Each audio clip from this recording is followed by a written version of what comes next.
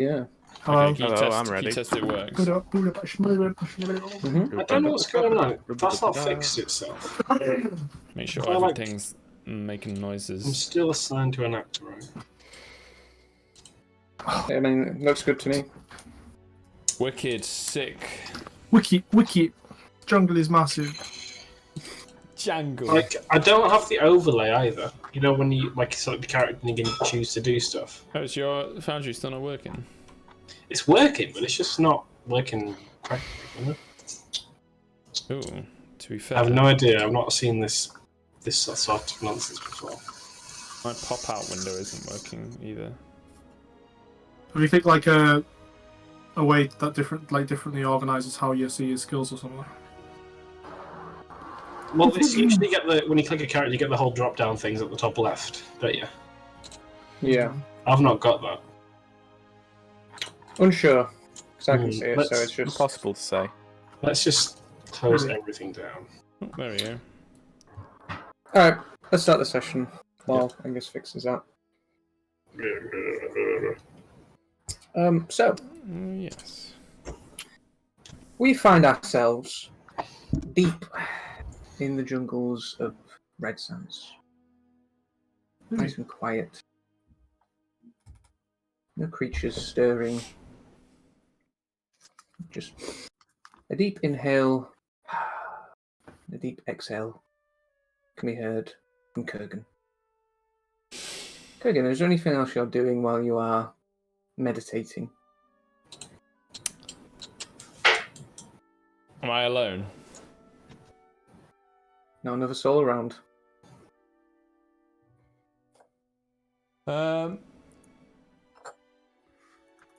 Yeah.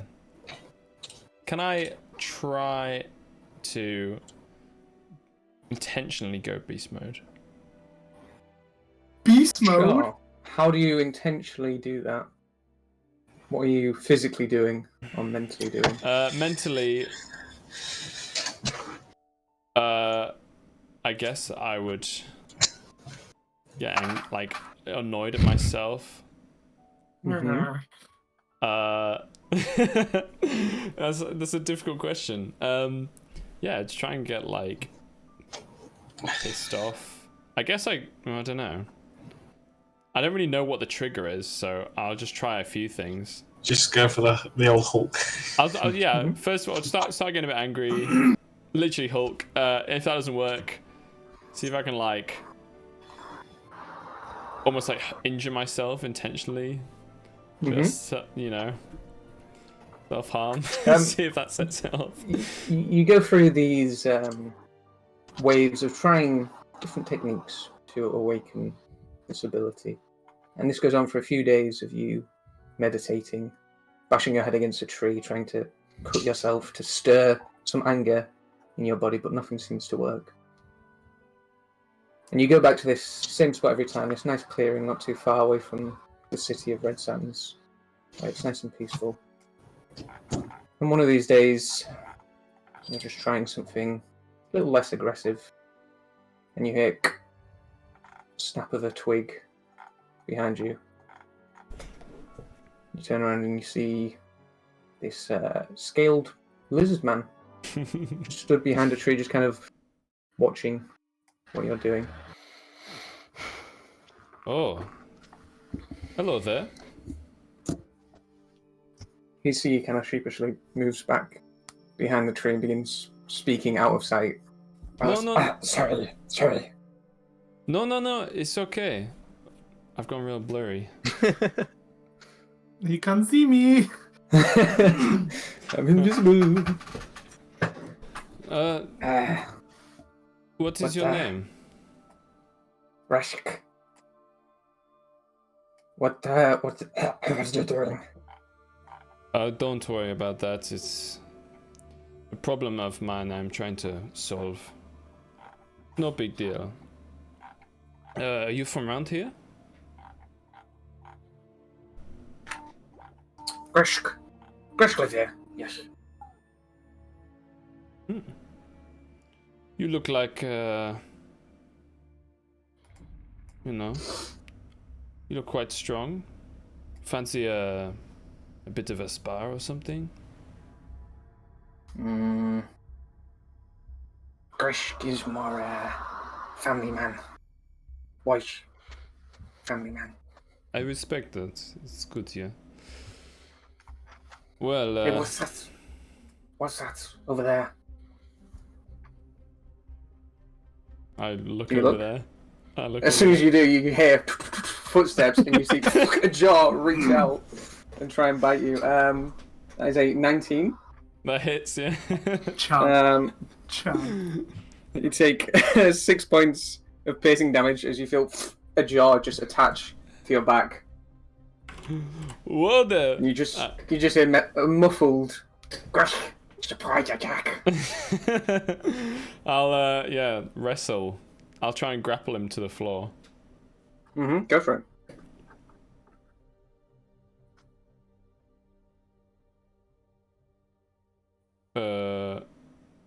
Oh, what? Why does it say I'm Kemed?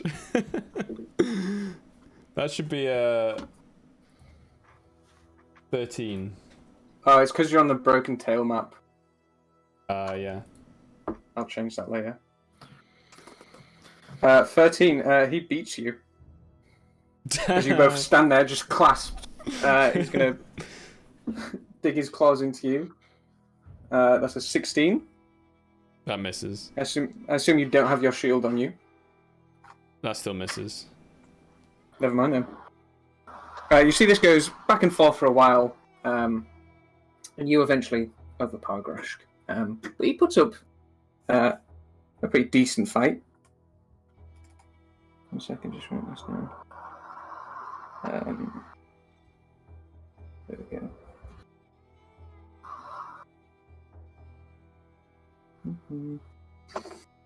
Eventually, after your fight, things calm down. You'll come back here tomorrow? That was I fun. watch you. A few days. Just, not creepy. Just watch. Well, you see, I come here most days, so if you're ever up for another spa, just come here and we can do it again. That was good. You're a fair course. fighter. Grashk, okay. Grashk, okay. Grashk, okay. Okay, we fight. Tomorrow? Sure. Okay. I wait. And you see he just plants himself and sits down. It just sits. Alright, well, I'll make my way back to probably the Two Finger Tavern or wherever. Eventually, after a few days of back and forth, you and Gresh begin chatting about life, such forth. And he tells you, my sons, Milo, Daddy, Milo, dead. I eat. Not alive. They die. Then I eat. Oh, I'm sorry to hear that. Gresh live in hut. Hut is lonely for Gresh. Well, I have friends. Me and you, we could, you could come with me. I have a good captain who could use muscle like you, good fighter. Gresh is not great with people. Well, perhaps I will bring the captain here and you can meet him yourself and see how it goes. That sounds good to Gresh. Gresh, okay.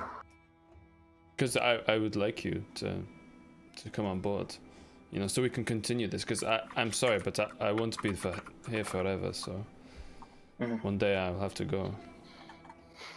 And when you go, Gresh eat you. You take. Okay, you bring captain. I know eat captain. I meat. Meat, no eat. Okay. But if he looks tasty, maybe little bite. We can't be having that crash, but we'll see. I'll meet him. I'll show him to you. You'll like him, I think. Okay. That's great. Cool. Jin, the next day you are pulled away from whatever work you are doing to head into the jungles of Red Sands to meet this lizard folk.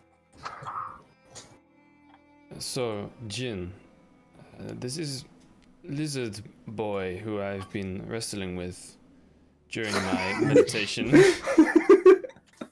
Well, wrestle buddy. I'm glad you're using your time well there, Kurgan.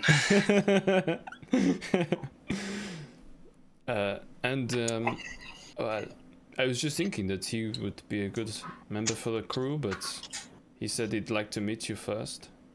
All right, what's his name? I believe it is Gresh. I cannot say it very well in his. Grashk.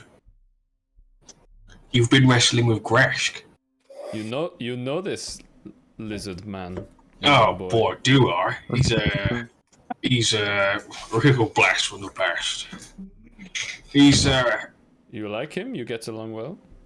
he was perfectly fine. He helped us with as far as lizard folk go. He helped us with the what do you call it? Flesh weaver. Is that what it was? Something like that. Something mildly disturbing. Anyways, yeah, let's go see Grash. Okay. Let's see how he's doing. To be honest, I would like him on our side. Sounds good. Okay. Sorry. Let's go see Grash. I don't mind. What would you prefer? Let's just go fries, fish and chips, you know. It's a freezer in your bedroom. What's going on here? Yeah, he's got a jumper on. It must be Oh, cold. hang on. What is I going did on? The wrong thing. It's a walk-in freezer. Yes, please. You've got to beat him, so I was like, He made himself. there he goes. George, put your hand up if you can hear us. Why is the freezer in your bedroom?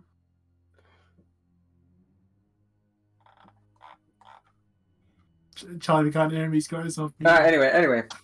So yeah, Kurgan leads you to this clearing he's been going to for the past week or so. And you see Greshka's already there, and you see he's just looks like he's just clawing at a tree like a cat would, just stretching out. There he is. Look at him. And all this glory, he's going like an arch back, and he's just really going for this, really Yeah. going for this claw of the tree. Grash! Gresh, sorry, you see that? Wait, Gresh, no. Yeah. How are you doing?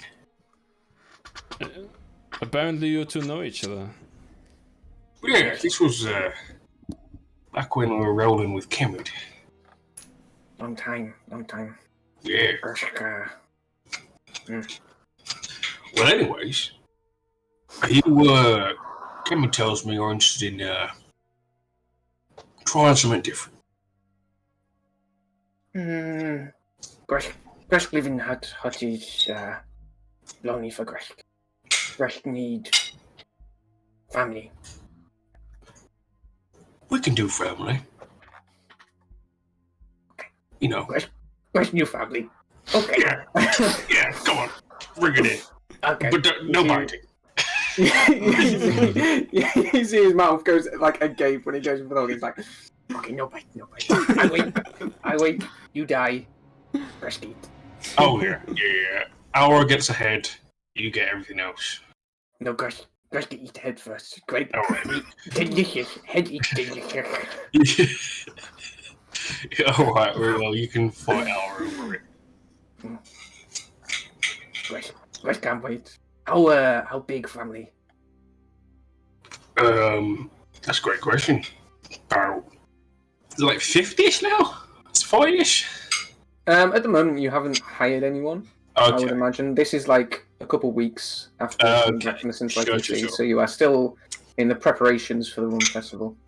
So it'd be the standard crew, so that's 20 and then like around 20 was it? About 20, yeah. Yeah. So 20. And growing. Gonna be bigger soon. Big family. Okay. Gresh, come. And which of us lizards does he still have left? Oh no, Gresh. Shunch, die. All of them. Milo, Teddy. Oh yeah, they Nice. all want. Maybe. Yeah. Anyways, let's go. So you now have Greshk as part of your crew. There's been some really good Oh, NPCs yeah. this campaign. So there is about 3 weeks, pushing a month of preparation for this rum festival hosted by the Two Finger Tavern. It is an opportunity.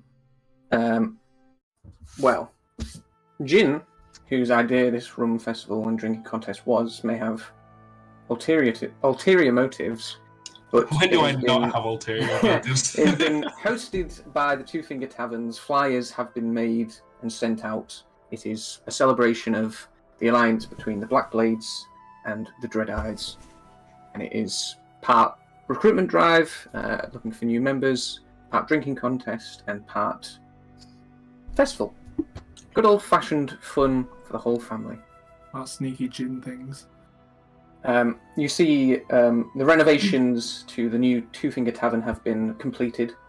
It is looking a lot more dapper than it was before. In fact, Picture of it. can do you one better than a picture. Whoa! Oh, no way! It's loading. Wow. Oh, sick! It has been. The book was selling well. Oh my And, goodness, that's The awesome. tavern has been Got a fully That's pizza upgraded. oven. He's That's got a Greshk. full-on kitchen. Oh my Um, goodness. Hi, So, Greshk. the day of the festival, as everything is being prepared, Oh Rocky, and their new employees, who have been employed because of the growing of the Two Finger Tavern, are underway prepping ale, plenty of rum, food for everyone. There are a number of activities around the tavern that are taking place. During the lead up to the festival, a number of pirate crews have docked in Red Sands. And on the morning of, while your crew is just sitting around the Two Finger Tavern waiting for things to be ready, your crew helping out, you see Nash comes into the Two Finger Tavern and he has 3 men with him.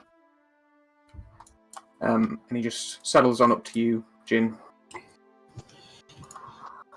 Who's Nash? Who is Nash? Nash is the second in command to the Black Blades. Is that the guy who took us once? Yes, Yeah. it is. Yeah. Things are looking good here. Oh, Yeah. After you. Oh no, I was just saying, how you doing, Nash? It's looking good. Okay, Roman's still resting.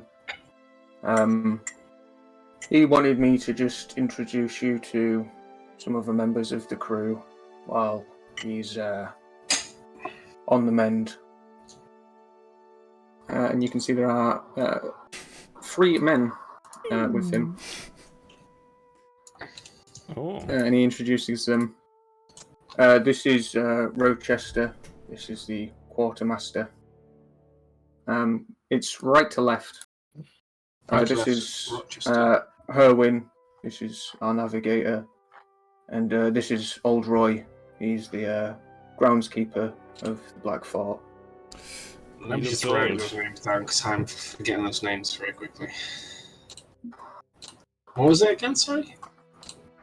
Rochester. Rochester, Herwin, and Old Roy. Rochester.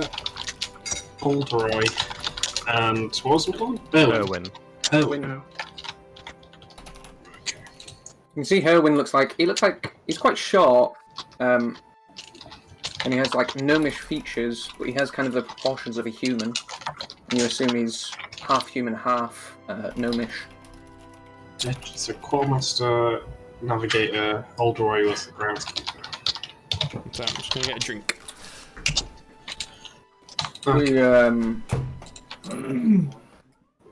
We were just gonna have a seat in the corner while the festival's going on, just keep an eye on things.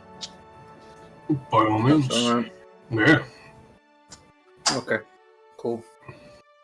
You see, I'll waddle on over to the far table. Actually, I'm just gonna do it like this. Are they armed? They are, yes. If you hover over their names while they're in the corner now, their names will come up. Just make With it easier. Rochester. Wonderful. You see before they leave, old Roy comes up to you, walks with a cane. Doesn't look like he needs it. It's just a fashion piece. That's And he why. says, "Listen, they may call me the groundskeeper, but I run the Black Fort. So if there's anything you need, my boy, in Ronan's illness, you come to me and I can take care of you." I will keep that in mind. Your generosity is welcome. We are allies, so what's mine is yours. Yes, likewise. He gives you a pinch on the cheek. Yeah. That's a good boy.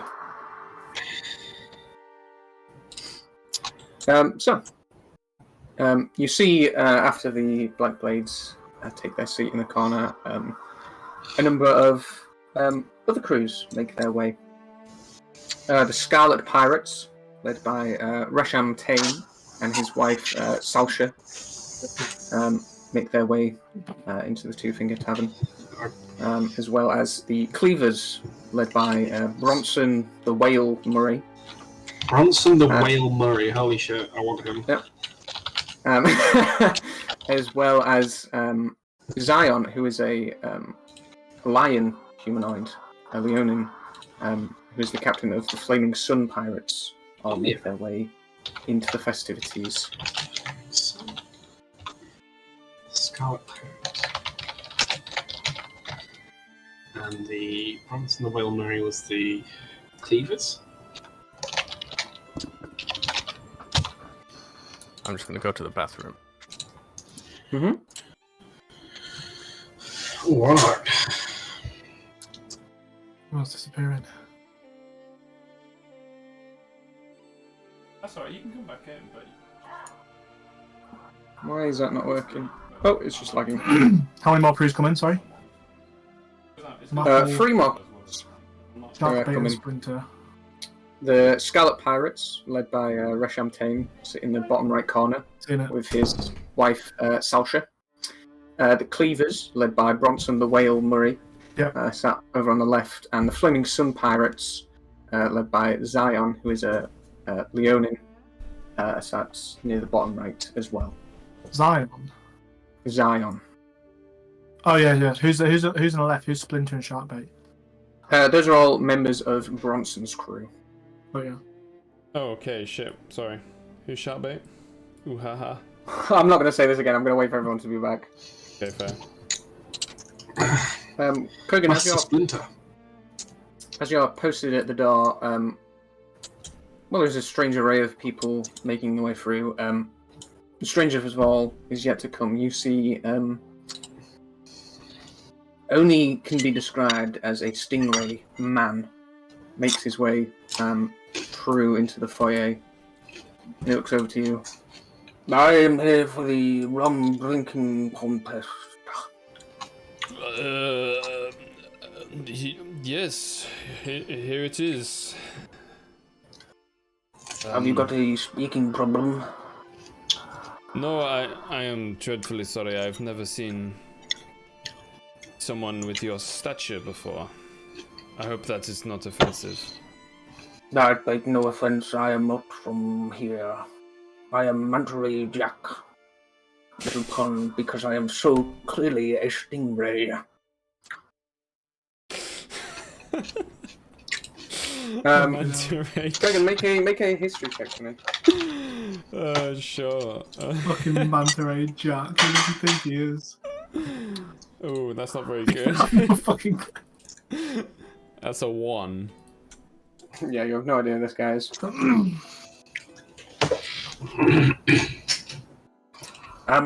What time does the contest begin, and what is my prize for winning? Do I know that? No. You probably know Brooke or Rocky would know. To be honest, I am not that sure. I was just going to take the glory of it, but you could probably ask one of the men at the bar and they will tell you. Very well. I will speak to the men with the information.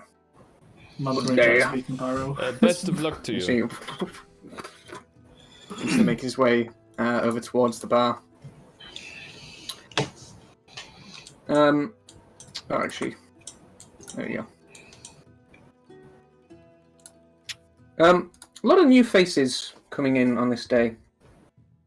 And this is all happening over a series of hours during the morning. There are a number of festival games going on in this time. There is, of course, the rum drinking contests taking place later. There's a pie eating contest, slapping contest. There's the goblin toss outside, archery range, and of course, put on by Nash, the greased pig catching, which will take place later on as well. Run So by you can see all the Nash. crews are currently drinking heavily, having small bets, slapping contests, and whatnot. I had a grease pig thing once. I remember. As the festival is beginning to get underway and the crews begin mingling about, Jin Kurgan, you see a familiar face walk into the Two Finger Tavern. You see a light blue complexion of Zyvan as he makes his way into the bar. And he instantly sees the two of you and makes his way towards you. Ah. What's See, as this? he sallies on up, he just goes, "Very naughty what you did on that boat. Very naughty indeed. It was great fun, wasn't it? It was excellent fun. I am very happy you did this. It gave me, how you say, a hearty chuckle. I liked it very much." Yeah. Some people disagreed, but I feel like it was, No. it was the right thing to do. Fuck them. They have tons of money. You steal a little bit off the top, they never notice. I mean, you cannot get caught, but you seem to be doing fine. This is good festival. Yeah. So far, so good. You'll have plenty to drink, yes. Oh, yeah. It wouldn't be much of a festival if I didn't. Good, because I will be having my share. Please do. And you see, Sally's on over to the bar. Begins chatting with Manta Jack. Manta Ray Jack. There was a Stingray person, Byron, who's called Is that like a Monterey Jack. Monterey Jack joke or pun or something? Or... I think so. Yeah. It's a reference to a character from A Crown of Candy, which is the Dimension 20 D&D show. Gotcha. Yeah. The festival is well underway. And as it is, we cut to a fully armoured human man on the docks of Red Sand coming off a miscellaneous ship. You see he has kind of longish flowing hair, a somewhat Lancelot-looking man with trimmed beard, and there are his two friends, companions, masters, whatever they are to him. He is walking beside them. Master, are you sure this is the group we want to be associated with at this particular time? Byro, would you like to introduce what your character looks like? Nope. You're muted. Fuck's sake. The suspense is killing me, Byron. Stop it. Technical No. issues. No, can't hear you. Stop it, Byron. There you Oh, There we go. Oh. Okay. So, human woman, about 20.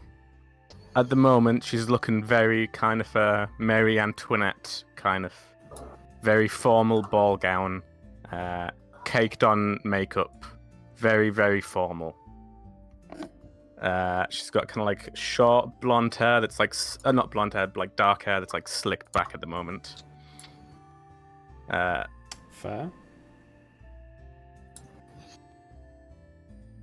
Hang on. I forgot this character's name already. It was this Humphrey. It is Humphrey, yes. Yes.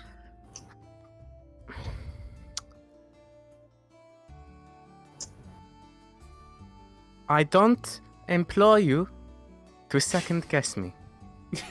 I would never mean to second guess you. I just merely how should I put this? I'm just thinking of the family name and the association that comes with these particular people. Well, With all due respect, Humphrey, my family name means very little nowadays. Right, I will keep my mouth firmly shut. Good. Okay, shall we go then? Yes. So, the three of you make your way to the Two-Finger Tavern. As the doors open for these new arrivals, the first thing that hits you is the smell. Holy shit, whoever these guys are, they stink. James, what does your character smell like? So as the doors open, you see Humphrey and this fancy lady comes through alongside it, almost limping through the door. You definitely smell before you see what looks to be a fishman, a man of aquatic nature, but he's almost rotting. He's got gills that are like hanging off. There's open gashes and like he's wearing tattered robes. Like I said, basically limping across. He absolutely reeks. Like, it's awful. And then the only difference is with his tight clothes and tattered facade, he's got a black cape on with a gold coin and a serpent engraved in the coin. A really quite comparatively fancy looking cloak compared to his like decaying nature. Should I get us all a drink? Yes. Yes. I'm just Holy scanning shit, the who brought the zombie in here? room. Yeah. And I was like, so he walked in the tavern. And I'm just like Yeah. vacant look in my Just face, walked in. not paying attention, like completely just I was just, behind the eyes. I think seeing that would actually like get Jin quite excited. He's just gonna stand up and like walk over. And who have we got here joining us? Well, I am Melody Stenger, and this is Throg. Why don't you introduce yourself, Throg? I kind of like just from staring, like, hello. I haven't thought of a good voice. Oh, I'll hold out like a fishy, rotten hand. yeah, I'll grab it. You're positively foul, aren't you? Is this yours? Is this a... It is mine, yes. Oh wow. It This is, doesn't get any better. I thought you were getting us drinks, Humphrey. Off you go. Yeah, sorry, yes, off I go. Captain Jinroth. Ah, I have to say, the wanted posters do not do you justice. Yes. Melody, nice. Have we met? No. I can't. Sorry, I'm just really distracted by Throg here. He's just. He is an impressive specimen, yes. When we fished him out of the beach. Where did you? Where did he fish him up? Oh, well, he rocked up ashore on the hook. Some of my men found him, and when they described him to me, I simply had to have him. Just you like the smell, I guess. Well, you know, it was rather pungent at first, but it reminds me of the first time I ever raided a ship. The dead bodies on the deck. That is what it reminds me of. Don't you agree? Okay. Yeah. Totally. Yeah. That's a bit strong. But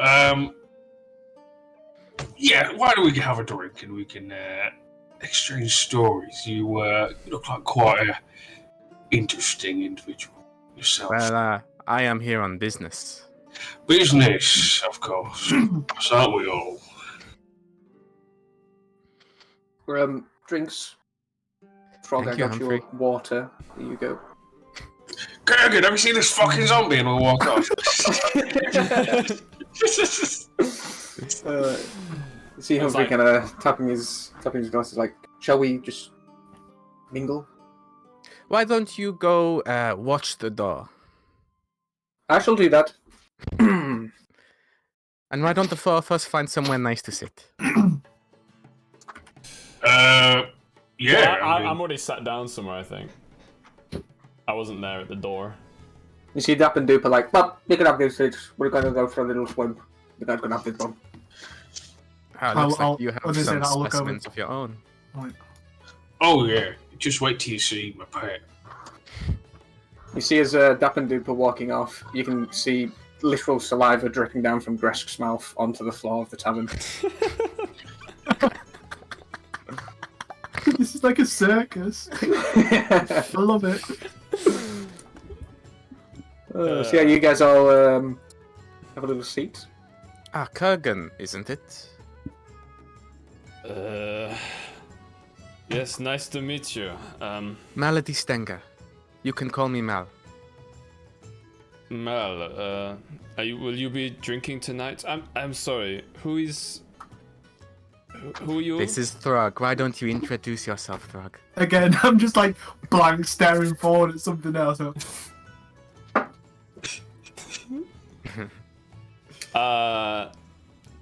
Fist bump. I'll grab his hand. Throg, Yes. sit. Nice to meet you. So, are you two here for the competition? Competition? The drinking competition, you know? Drinking. I am here for business first. The leisure will come later. You've certainly done your homework. What's this business? Well, I find you a very intriguing character. Before we begin, can I just ask what was it like to take a shot at an Odell? Oh, yeah, it was regrettable to some, but not for me. It was at the time, actually, first time I didn't actually know it was an Odell, so just felt like any other. But afterwards, felt pretty good. And as you see in my bicon, I actually have a black feather poking out of it, and I'm just gonna like run my finger down it. Now you definitely know what that black Yeah. feather indicates as well. Oh, and that's one of the 6. It sure is. Can I touch it? Yeah, why not? She just like takes it from your cap and just like runs the fingers through it. She's like, here you go. Fucking hell. Right. This is gonna get weird. Anyways, I'm gonna infer that you don't like the Odells. No, I am not the biggest fan. Alright, I can run with that.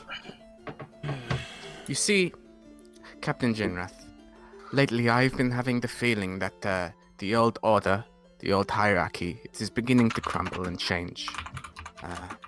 I think that something new is coming, and I think that you have the capacity to be a great player in the world to come. If you had the right guidance, the right vision, you could be someone big. And Capitan is already someone. What are you saying? You have done big things, but compared to, the greats, the classics, the men that established these isles, you're nothing. I mean, yeah, I'm just a captain at this point, but it's not exactly. It's only been a couple months now. 6 months? 7 And look months? how much of you have done in those months.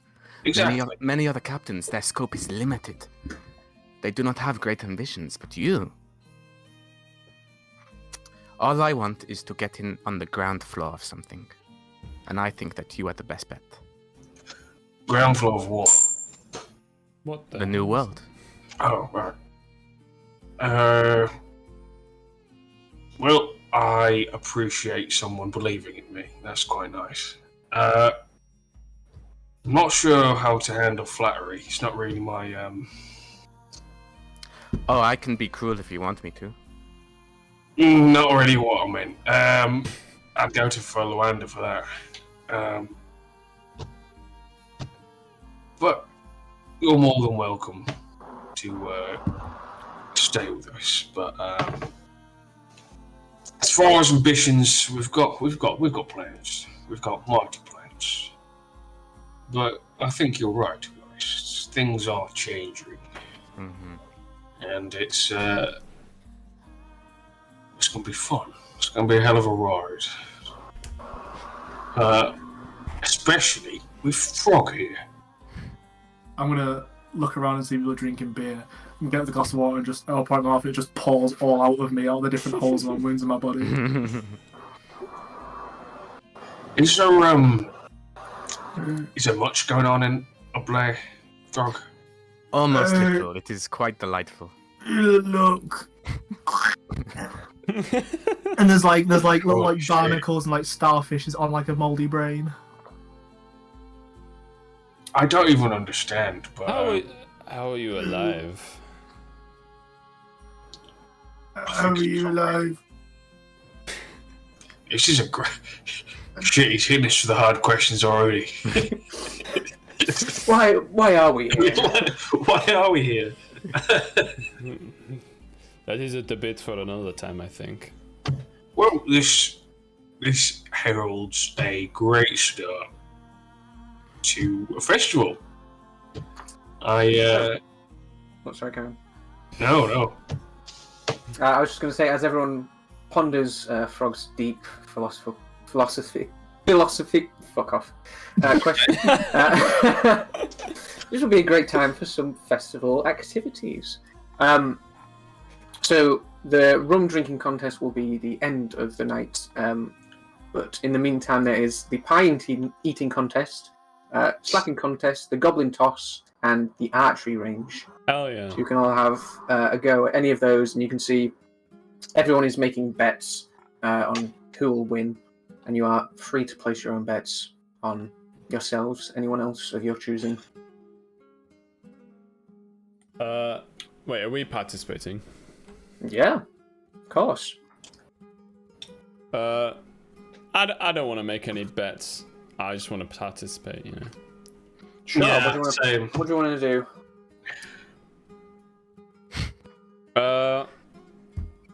Or does everyone want So to slapping contest, you participate say? in every? Let's go down the line.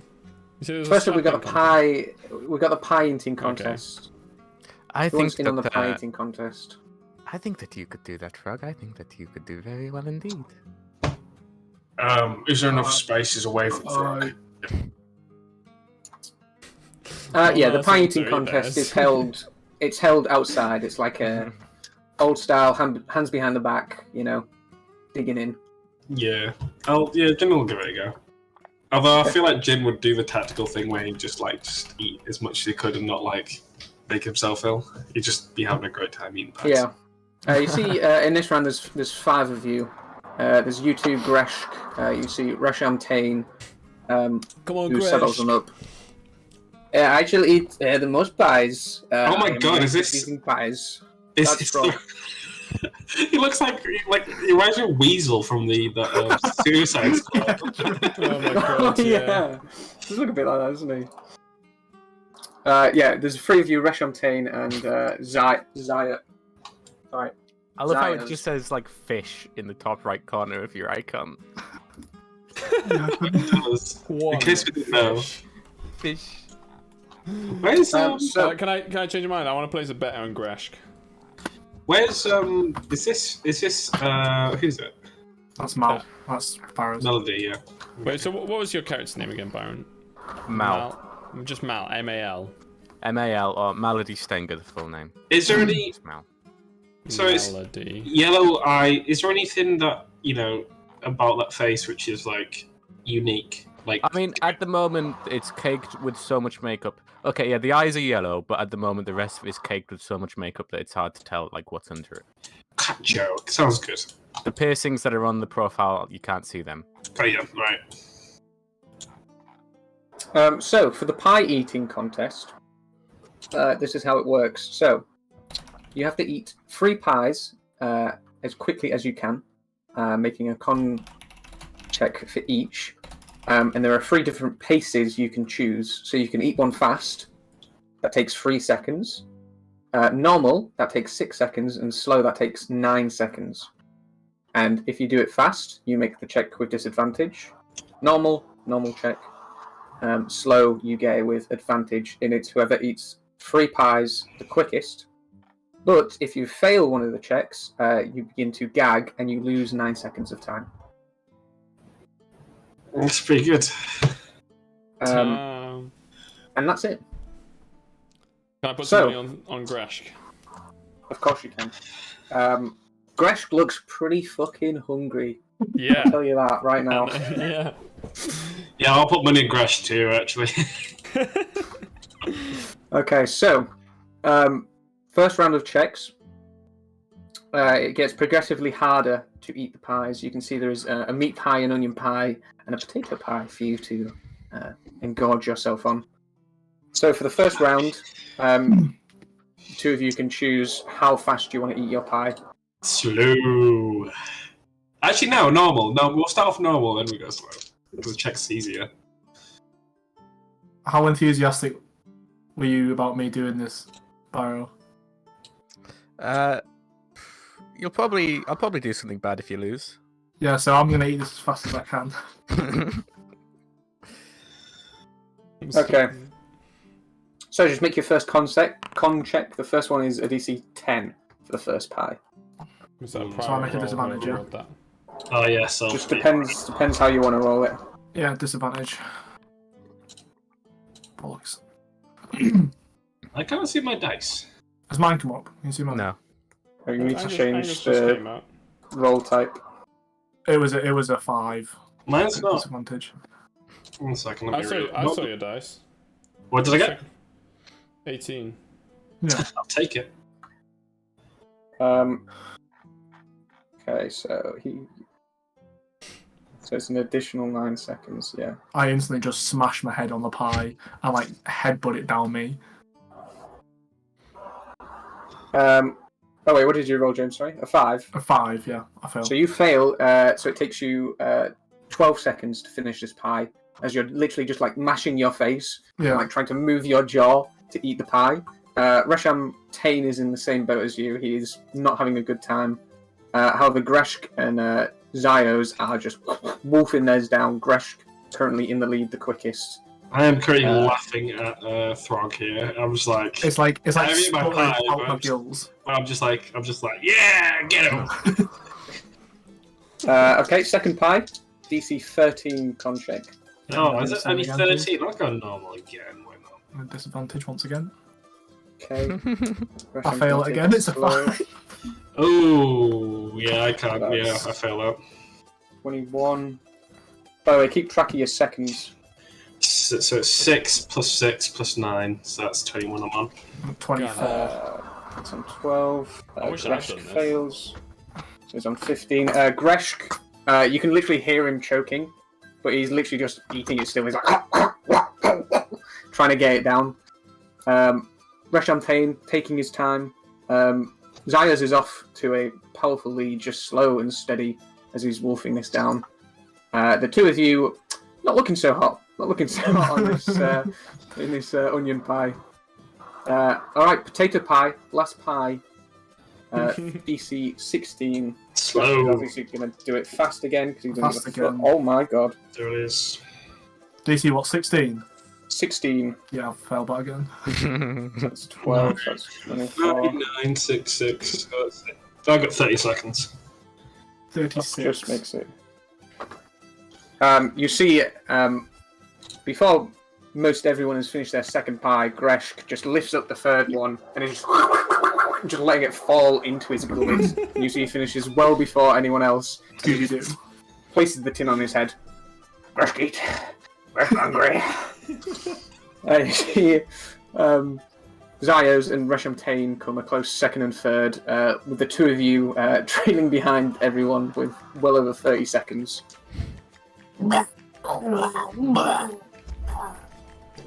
Hell yeah, Greshk. How much do I win? How much did you put down? I was gonna say 20 gold, but Then you made 20 gold. Hell yeah. that's poor returns. That. He was the obvious favourite What going were in, his George. odds? Come What on. were... You see Brock comes up to Greshk and you see he's got like a little medal with a little pie embedded on this like little silver metal bedding. He's like, there you go, big guy. Okay. And you see he just eats the medal. Okay, no, that's not how that works. Okay, we're gonna need a new pie goddess medal, please. Greshk. Greshk eat. Okay. Slapping contest. Me, I want to do that. Okay. Grishka's just gonna have a little nap on the table. What's this one? Slapping. You seen those like professional Resham- slapping Russian Tane's gonna go back. Yeah. wrestling? I think it's fucking stupid I as think shit. ever. Yeah. Zyvan and the whale are gonna join in, so it'll be the 4 of you for the slapping contest, as well as Zyos. Whale.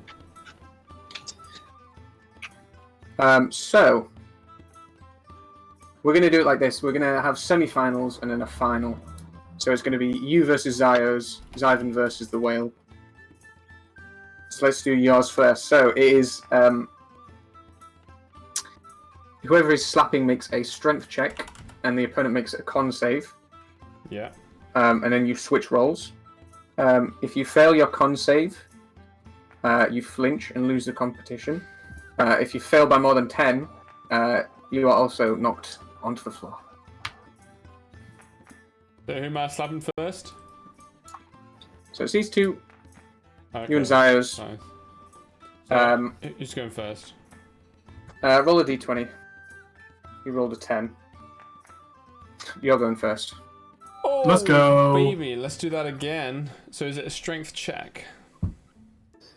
Strength check for you, con save for him. Shingang. Oh, that's not very good. Bad slap. He just about beats that. He rolled a 4, but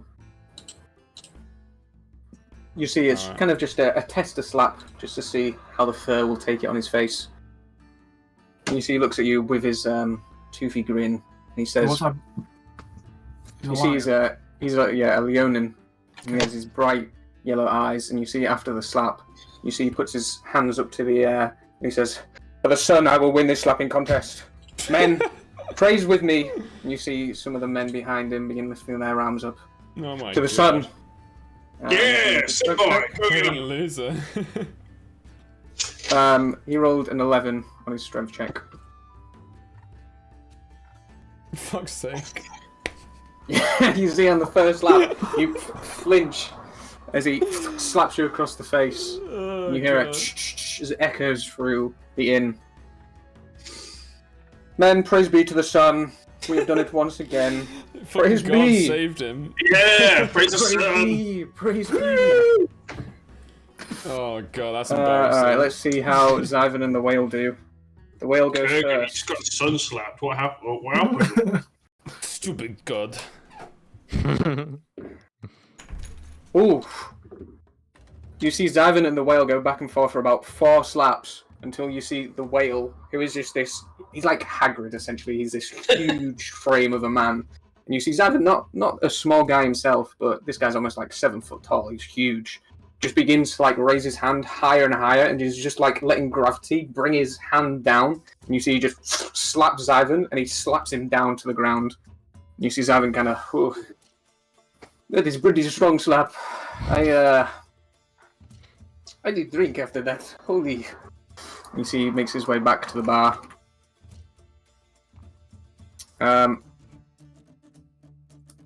Okay, Bronson and Zyvan. Whale goes first. Oh my god.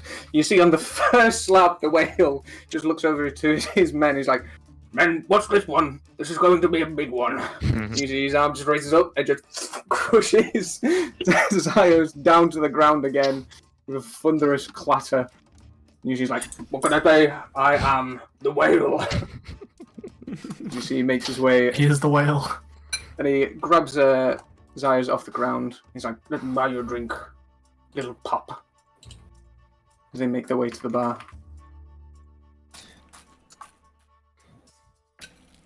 Okay. Goblin toss. I'll toss some goblins. Okay. They're not real goblins. They are ragdoll goblins, unfortunately. And you see there is a small little area outside with the archery. So you get 3 throws. You get in for the big hole, which is easy to get in, 1 point. Medium hole, 2 points. Small hole, 3 points. and you are using it is an improvised ranged attack, so it's just plus your dex modifier. Oh. Can I not use strength? Nope, because it's about accuracy. You don't have to do it if you don't want to. If it's In about that case- accuracy, I'm gonna go for In that. that case, no thanks. Yeah, I'll go for that one if it's dex. Fuck it, I'll do it as well. It sounds fun. Okay. You see, as you make your way outside, there are a number of people already out there doing the goblin toss. And you see there is a tiefling woman, and she has these kind of large curled horns, and you see one of them is snapped off, and she's currently got a cigarette in one hand and is just throwing with the other quite lackadaisy. You see the two of you walk up to her. Oh, hello, lovely. Hello. So, you must be Jinroth, you must be Kurgan. Who are I you? feel like I'm getting deja vu. How have we met? Why is that? No, we've never met in our lives. Yeah, I yeah, just- yeah. Why? Something No, happened? it's just there's a lot of interactions which are like, you're X, Y, and B, and I'm like, do we know each other? No. But No, I anyways, mean, you are hosting this festival, so I would assume most people know who you are, lovely. oh yeah, true. Anyways, who are you? I'm Val. Val. Nice to meet you. I heard that Val. you were recruiting, and I was looking to join. Yes. What's your skill set? I know a few different little things. Quite Are good you with a good blade. at? Are you good at tossing goblins? I'm okay. Why? Are you good? No. Well, I don't think so. But maybe. Tell you what, if let's have a beat friendly me- little contest. That is what I was leading to. Yes. What are we wagering then? Captain Jin, may I speak for you and say we will wager her position on the crew. Yeah, If she I wins, mean, she can join. yeah. Simple Sounds like a as. deal to me. Okay, so it's you versus Val. Yeah. So you get 3 throws. Which hole do you want to go for first? Hard. It's oh, is it Jin versus Val? Oh, you can do it if you want, Kagan. If you wanted to join, probably better than I. No, I let Kagan do it. I'm just. Yeah. I'll let. That's funny. You gotta be a 10 for the big hole, 12 for the medium hole, 15 for the small hole. You get 3 throws, d20 plus your dex.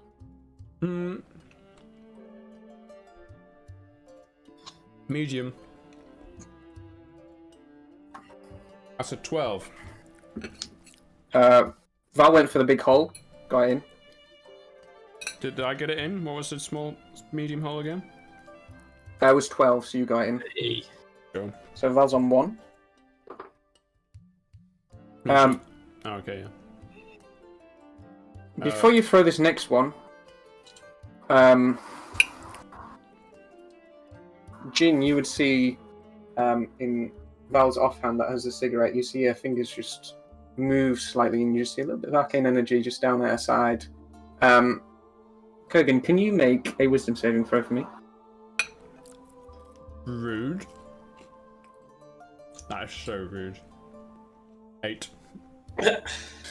You see Val just leans over. I think you should go for the small hole. And you think that's a good idea. You should probably go for the small hole. I have a small hole. Ooh! Ooh. She also went for it. Let's go. You're a better shot than I imagined, lovely. Thank you for the advice. You know what you should do on this one? I think you should just throw it away. Make another wisdom saving throw for me. That's so rude. 8 again. That fails. As you see, Val throws hers in the middle hole, and you see, oh, looks like I win. It was a very good throw at the end there. I was like, Yeah, yeah, it was a good off- sideways. Might need a little bit of work, lovely. I just wanted you to join the crew. Of course. That's very kind of you to say. So does this mean I'm in? Yeah, deal's a deal. Easiest crew member we've ever came. She shakes your hand. Well, I'm gonna go get a drink. I'll speak to you later, I'll- please. Let us know what else you can do. I shall. Oh, by the way, people just call me Val. My real name is Val Solstice. Oh, solstice. Most people find it easier to just call me Val. I agree. So you now have Valsosis as part of your crew. Cool. That was good. We can skip the archery competition because I'm pretty sure that's just Dex as well. I'll do archery. Okay. I'm happy to do archery. Okay. No, sorry. So Val's going to go have a drink. I think Splinter and Noir are going to join you for this game of archery. Is this? Do we have like bows and arrows provided to us, or can we use our own equipment? But there are bows and arrows provided, but I don't think anyone would care if you used your own weaponry. Humphrey, get me my bow. Of course. Here you are. I take like a crossbow, a little hand crossbow. It's like adorned with all of these like dragon scales. Looks like the main body of it's made out of like a bone, and then the string looks like it's made out of like a strand of muscle. And it's got a kind of like the handle has like, you know, I've seen the handles where they have like the little corkscrew thing to like go on the wrist, a bit more support. Mm-hmm. And as she's like putting her like bolt in, she like points at where like the targets are. And she's like, Frog, why don't you go stand down there?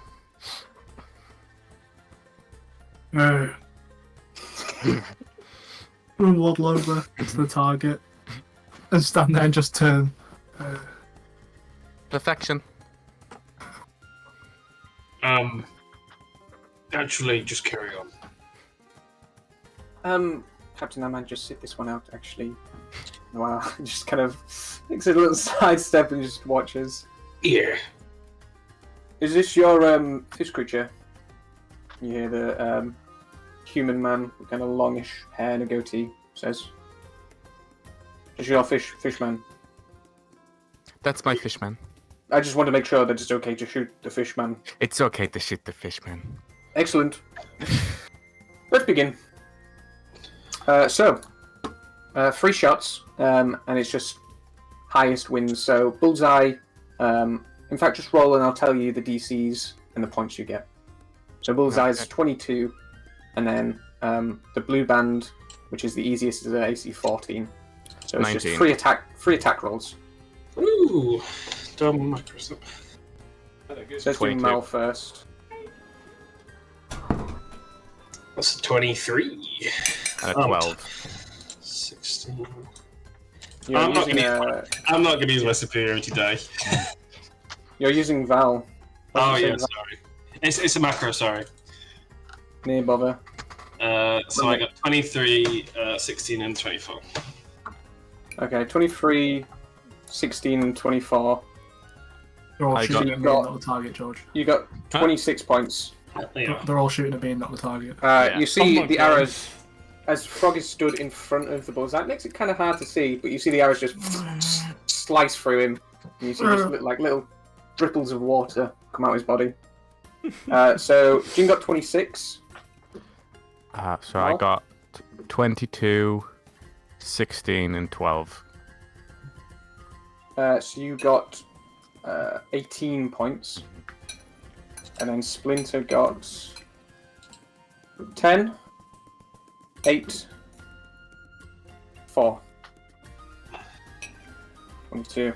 So Mal, you come in last. Jin, you win as Frog is peppered with arrows from everyone. Was this some sort of? I thought something special was going to happen. Did we just shoot Frog for the sake of it? Well, he needed to be punished for not winning the eating competition. Oh. I walk up like a pincushion. You did very good, Frog. Yeah. Something bad gonna happen if I pull these out. No, please. I'll pull it out on hand. Just- Thank you very much. Put them back in the hay stack that they were in before. Jin, you are awarded with the archery competition medal. Yeah, but like, woo, buy it. It's just. Champagne bottle. So, the festival carries on. You see Nash is wandering about, slightly worried, and he goes to you, Jin. I was about to start the grease pig catching. Can't find the pig. There's almost a palpable irony in losing the pig. And you have a look around, and Greshk is gone.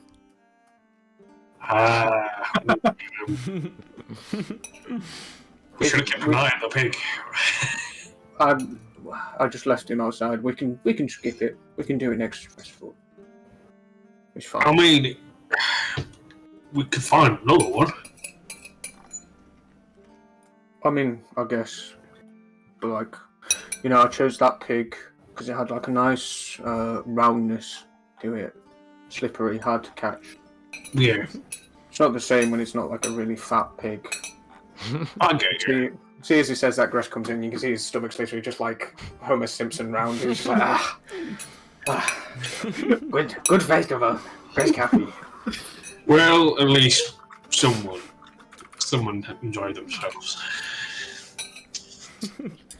So, while the activities fall to the wayside, if there's anyone you'd like to speak to or anything you'd like to do before the rum drinking contest. I would speak to Melody. So, Melody, what's your, you say you want to be on the winning side. What's, question is, what can you do for us? What can I do? Well, Pretty good with a bow. I would say that I have a particular set of skills that very few on this continent possess, and amongst the few that possess them, I am probably amongst the best. Bars. Okay. I like it. Mhm. But, those are skills that I possess in combat, in battle, which I am fond of, but outside of that, I think that maybe I share your gift of vision. I understand. I was just wondering what your, are you wearing light armor? No, Are you seeing clothes? she's wearing like a ball gown. Okay, yeah. Yeah. Alright. I'm looking for someone. Maybe I'll talk to Val. I need something doing. Like what? It's something I can't do. I need magic. What needs doing? I thought you were the type. Your hands are. Would it be fair to assume that your hands are quite are nicer than normal? Or are they rough? It looks like they're probably also made up. Like she's just had a manicure or something like that. Like Yeah. So okay. Yeah. I don't want to presume. Yeah. Jin's going off like about the state of your hands. mhm. That you have a different skill set. Because I could use know your enemy or whatever it is from everybody in this room. Yes. I need someone just to. Can you see it? Can you like feel it? I mean, I have the ability to detect it. That's what we're after. I just want someone on the lookout. Just see if there's anyone who's knows the scene. I mean, would you like me to do that right now? Well, whenever you have time, but I just want you to Just want to know if someone's, up to no good or hiding. Are you having this conversation in hush? Well, it would be. I'd just be stood uncomfortably close to both of you the entire time. Yeah. Just blank face. Oh my Yeah, god. it's just like Throg's here, and I'm just like, Throg's belly is just like channel like wobbling.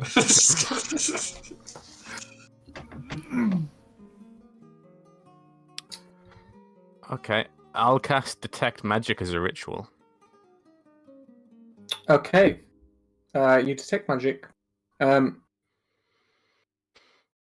mean, are you just walking around the entire bottom floor? Yeah, I'll just like sit down to detect it. If I don't see anything, I'll start like just walking around, looking as if I'm like inspecting things. Okay. Yeah, you make your way around the tavern, and there are a number of magical items on people's bodies, but you do not see any illusion magic or anything of that sort. Okay. Well, it looks like things are all clear so far, Captain. Well, let's see how the night progresses. Are we expecting fun? Not in that sort of sense. I'm just looking for someone. Is there anyone else anyone would like to speak to? Can the Dap and Doop come in at one point? Yeah. They've come up back from their little swim. I'm gonna like at one point just look at Mal, not really say anything, but like as a way to like look at Mal then look at Dap and Doop. As if to say, can I go talk to them? No biting, no punching. Words. Yeah, okay. I'll scratch my head and like some like scales come off and just drop on the floor. Ew, Off fish you go. dandruff. I'm gonna walk over to them. Oh, hi. Hello. Where? Dap, it's so bad, Dap. You see their eyes, which are like these big froggy eyes, just like begin to almost like wilt, like they're running out of moisture in your presence. Straight face, just go. What? No, nothing. Where did you swim? I'm sorry? Where did you swim before? We were just out in the docks, having a little splash. Oh, Would you like to join? yeah, okay. Okay, let's go outside. I'm gonna limp out the door. Dap and Doop limp with you. You see, as you're moving out, you see Manta Ray Jack in his almost paper-like form begins to make his way. You know Toy Story 3 where Mr. Potato Head puts into something like a tortilla? Yes, that's exactly what he looks like. He's like almost 2D, he's like wobbling around. He's like, I heard something of a swim happening.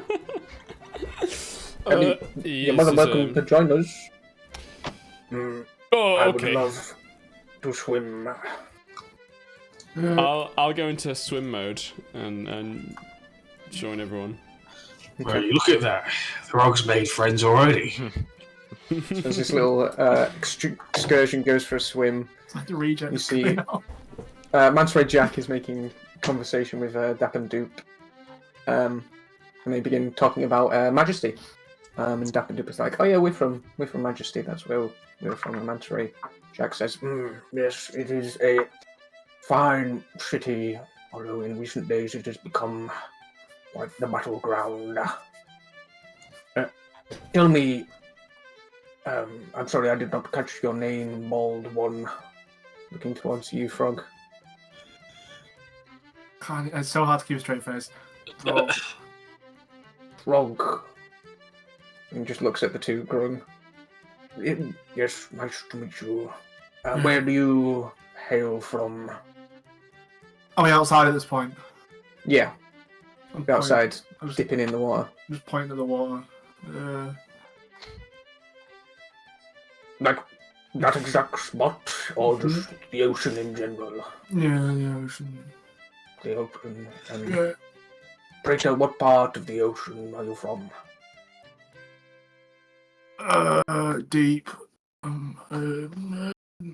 Can't You do really not- remember.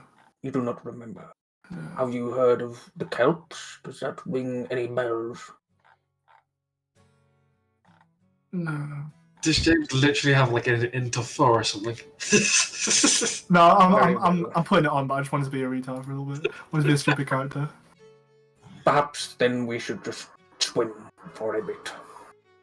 Oh, great. Yeah. The five of you go for a little swim.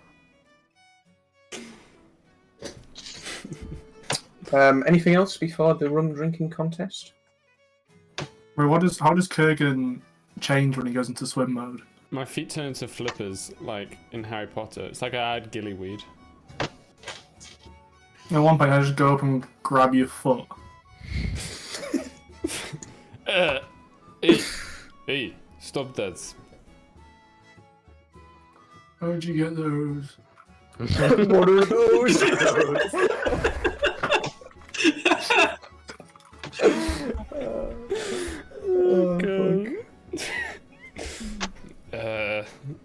I grew them. I can change. You know, I can get different aspects of different beasts. One of them is flippers. Sometimes I get very big legs and I can jump. You have gills too. Yeah, I can breathe underwater, so yeah. Can I go up and like just put my hands over your gills? Hey, no. Like, swat your hands away. They work. Well, yes, how else could I breathe underwater? Oh, wow. I'm just gonna turn away and just.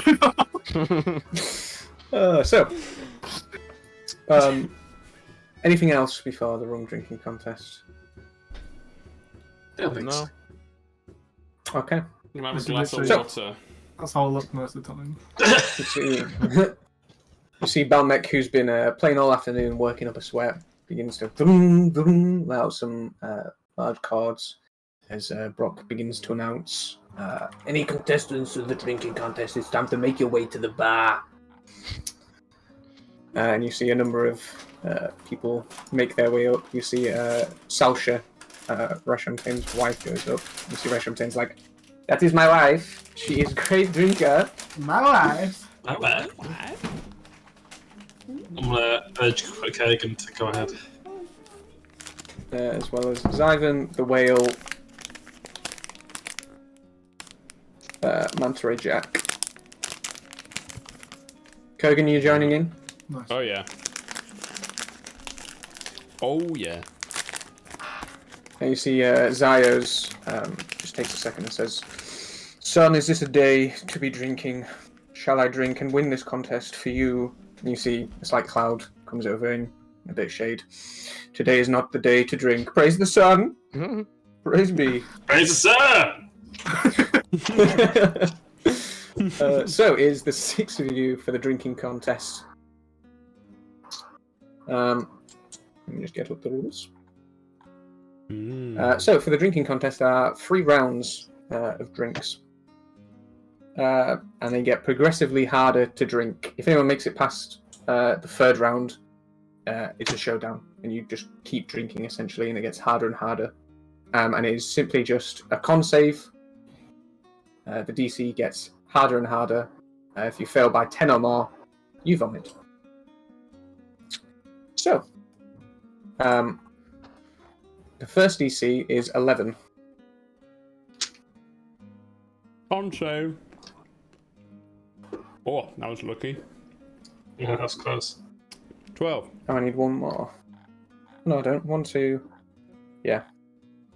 Come on, Grush. You just managed to make it. And by the way, you're not drinking small amounts of rum. This isn't like, oh, nice, rum in a bit of glass. This is like, you're drinking, like almost half a tankard of rum. This is serious drinking.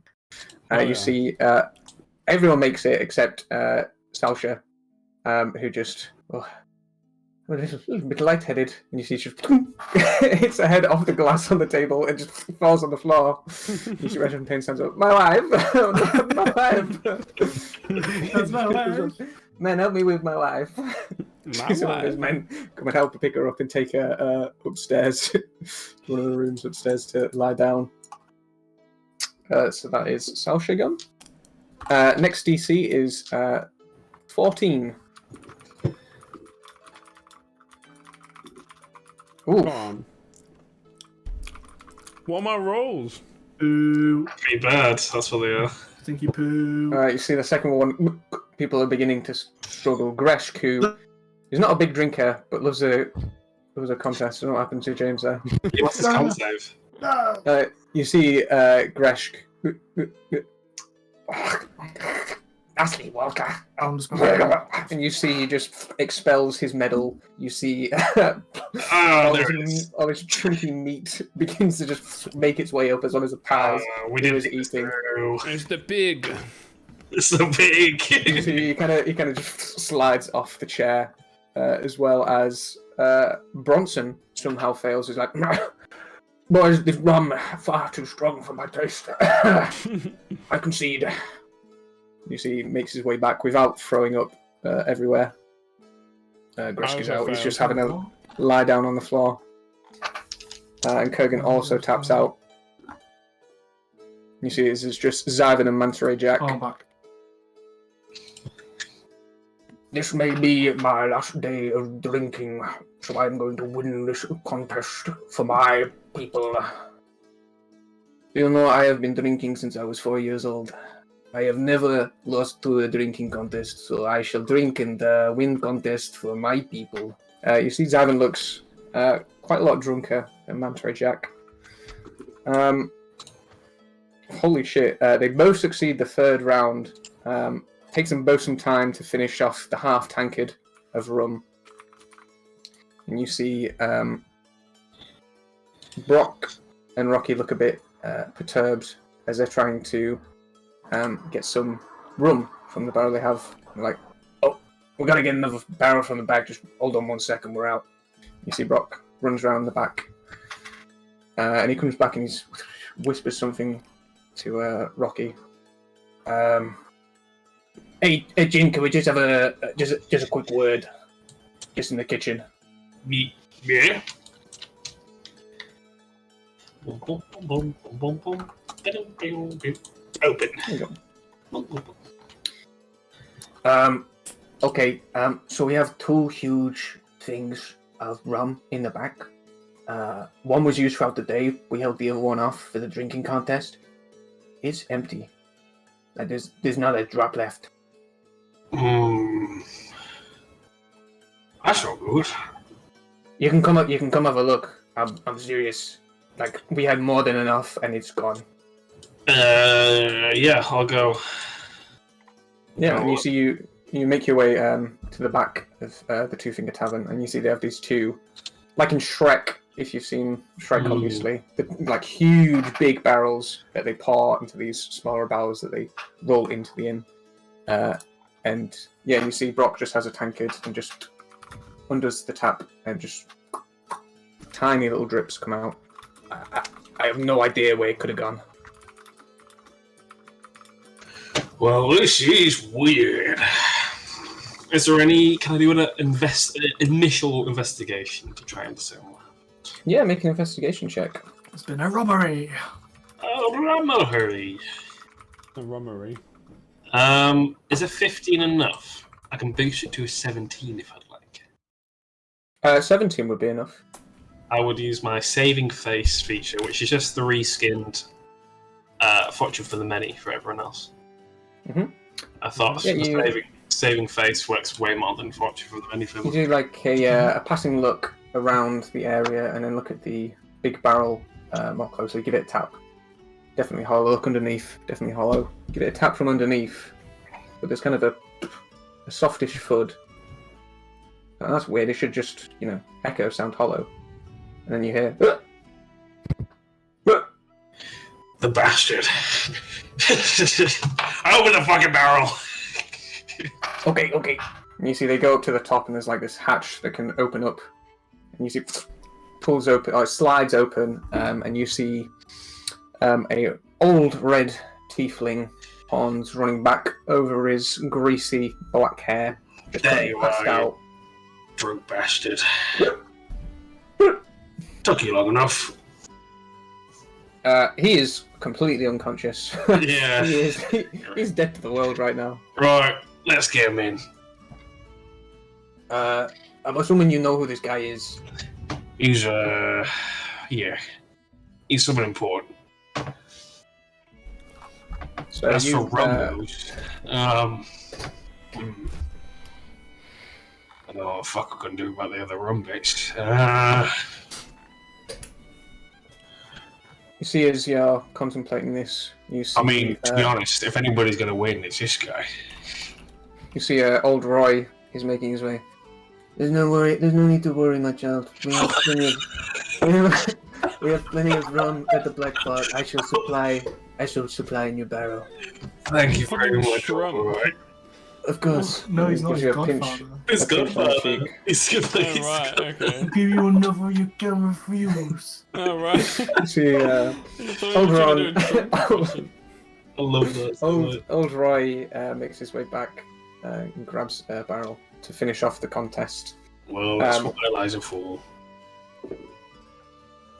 And you see both of them fail on the same one. However, Zyvan drinks that slight bit more than Manta Ray Jack, as both of them fail significantly and are just collapsed on the chairs, splayed out. You see Balmec strikes up a tune, and the festivities come into an upheaval again, and drinks are passed around. What are you doing with Baxus? As I'm carrying him in, I'm gonna walk With past. Baxus? As I'm carrying him back in, I'm gonna say to Melody, I'm gonna say, "Don't need to look out for him. We found him." And I'm gonna carry him away. I'm gonna carry him to one of the rooms, I guess. Yeah, Good. sure, no problem. Yes, Capitan. Feeling better? Just need it for a second. Of course, Capitan.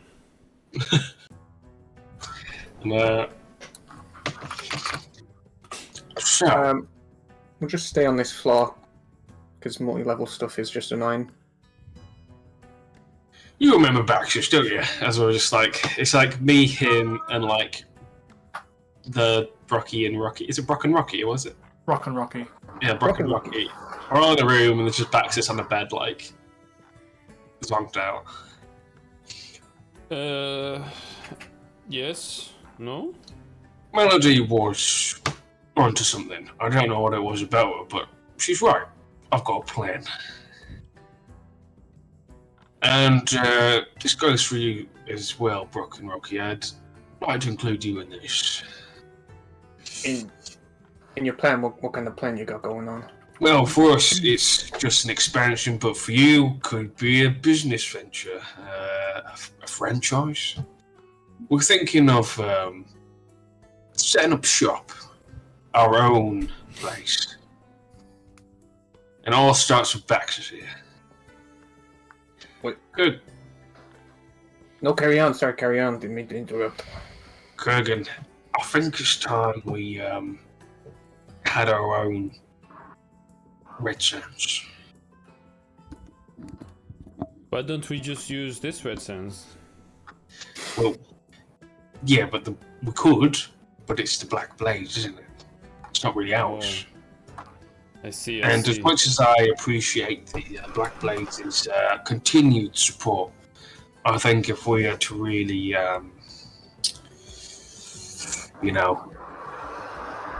be our own body, we've got to have our own place. And I like this idea.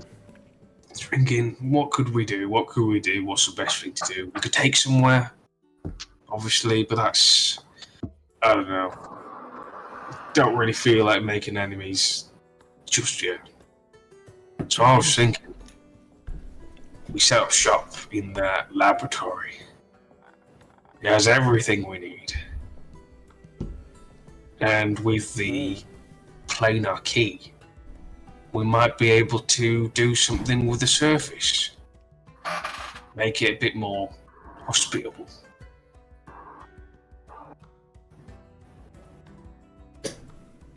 Oh, that laboratory. I thought you were talking about, you know, the little one. No, I'm talking about the big one. Big one. On the desert islands that no one would ever live at. Yes. I see. So, but no one will want to live there. Well, that's the thing. That thing that got us to the Fey realm, that's what made the Oasis. You know, that thing that I was talking about, where I was from. It was only there from the key. If we could somehow get Pyranor back on his legs, or find someone else with an aptitude for magic things, which we might do. There's 2 people already who have a knack for it. Really have something going. But if we want the workshop, we need Baxis.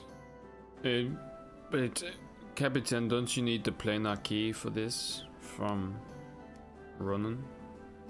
Yeah, Will he just freely give it to you? yeah. Really? Yes. For ease of argument, can I say I have it? Yeah. I'll just take it out. What the? When did this happen? When did he give you Well, this? anyways, he can't even fucking use it, can he? Well, I mean, fair enough, neither can I, but that's the whole fun part. But I've got I this see. plan. It all starts with that workshop place. Listen, this has been really interesting conversation, but how me and Rocky backed into this. You know, I heard franchise. The Three Finger Tavern. What else? A new place. Maybe you don't have to be there yourselves, but you've got a winning. Maybe even we can even make a fucking print. We can print your bloody books in the workshop. So we'd open the Three Finger Tavern in a desert. It won't be a desert forever, but down the line, it'll be, hopefully, a lush, verdant, tropical paradise. Make a persuasion check. I will use my commanding presence.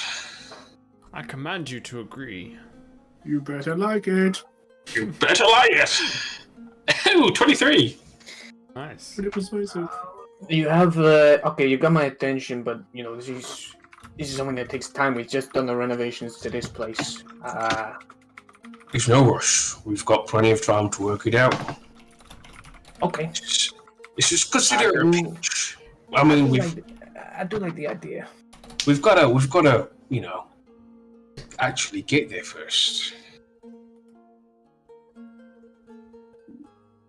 But we'll see what the others think. I've got to, we've got a ship to christen and everything. Christen, will that be the word? Name? Celebrate.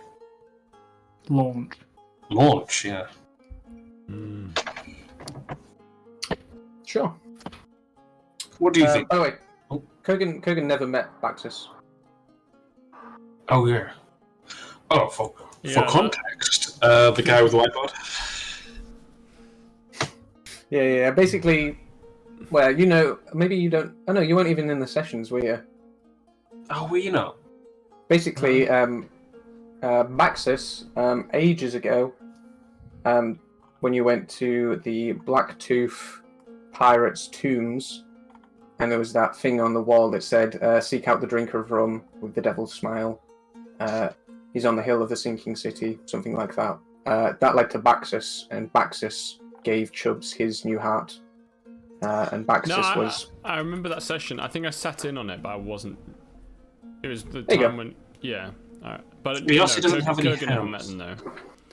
Yes, Yeah, he doesn't have any hands. He has floating wooden hands that he controls with his mind. Mine hands. Mine hands. But this Um, is the Look at this. this is the plan. What do you think, Hugo? I think it's an excellent plan, Captain, but you know, you are the captain, so it is up to you to say. I Oh, will do yes, whatever you want. I appreciate feedback. No. No, feedback, well, it'll be nice to have a place to get off the boat sometimes, I suppose. Yeah, I think it'll be good if we can get like a little, sort of rota of who comes on the ship and whatever. Morale will be great. We can give people a break. Move on. My one thing I was thinking though is it's not very easy to get from there to anywhere else, really. Well, Kind of what on do the you- outskirts of the tail, no? Like if we wanted Oh. to sail from there to like say Pitt, long Are journey. we? What if we just took some random small island in the middle of the tail?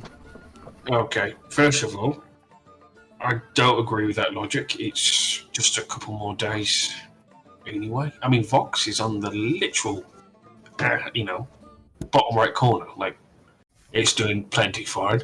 And secondly, it's got the fucking workshop. Well, fair point. I was just playing devil's advocate. No, it's just. A Oh, thought. yeah. Sorry, I didn't mean to be being there. Yeah, that was kind of mean. Not gonna lie, you kind Yeah, of sorry. stepped on him in there. Yeah, sorry. you wanted I feedback, asked that's for what I was feedback and I just threw it in your face. That was In the business, we call that a dick move. yeah. That was I'm sorry. That was on me. It's fine. I agree. I was just thinking perhaps it is something to consider. But no, you're right. The workshop would be a good boon. Well, Let's So- do it. With this new idea bubbling in the head of Jin, unless there is anyone wants to speak to, the festival concludes. Merriment had by all. Most of the people stay at the Two Finger Tavern for the night as they are piss-ass drunk. Greshk's sick is cleaned up along with all the other sick, but everyone is moving not- during the night. And No, he passed out. He passed out. If he was awake, he would have eaten that. Would have loved it. Rumham. And yeah, most of the other crews make their way to their respective ships the next day. A few stay around in Red Sands for a few days, but eventually they all trickle out. Kogan, you do see Zyvan the next day, and he looks like he's nursing a headache. He's having a Bloody Mary at the bar. And he just says to you, so how goes the disease? Oh. You Well, figured it out yet? Not well, sort of. I have new information, I suppose. We went to Jin and I and some others went to Feywild. Hmm. I had some moments there, you could say. Sort of dreams, perhaps, and weird things where we were actually attacked by me, but with the thing.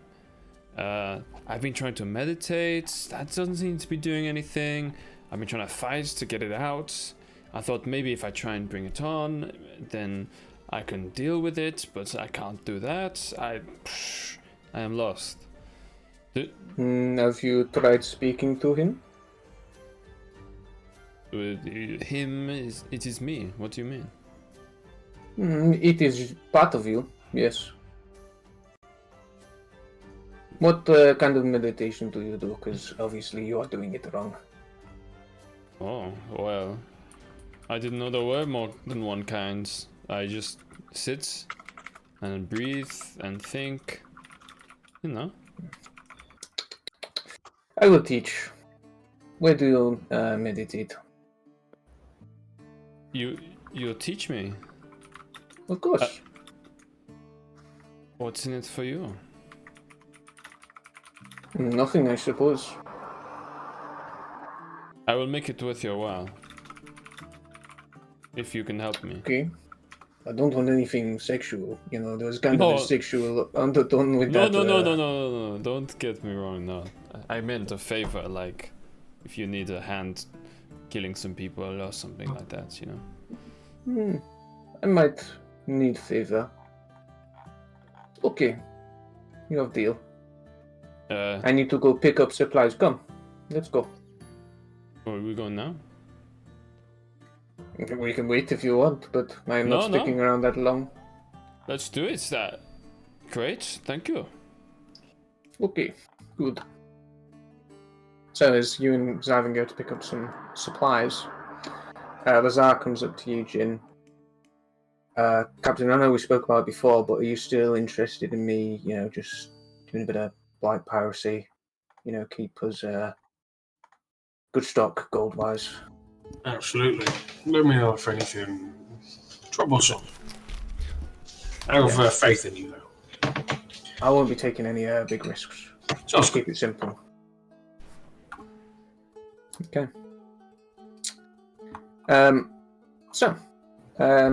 Before you head to the Bear Paw, is there anything else you want to do?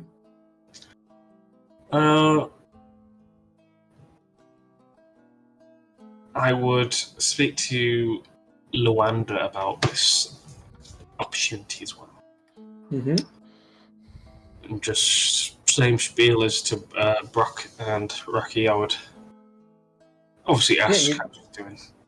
You go see Luadna at the Lixorium, and you are greeted by a small, fleshy mound of a man behind the counter. He looks almost like a Titan from Attack on Titans, and he goes, "Hello. Hello.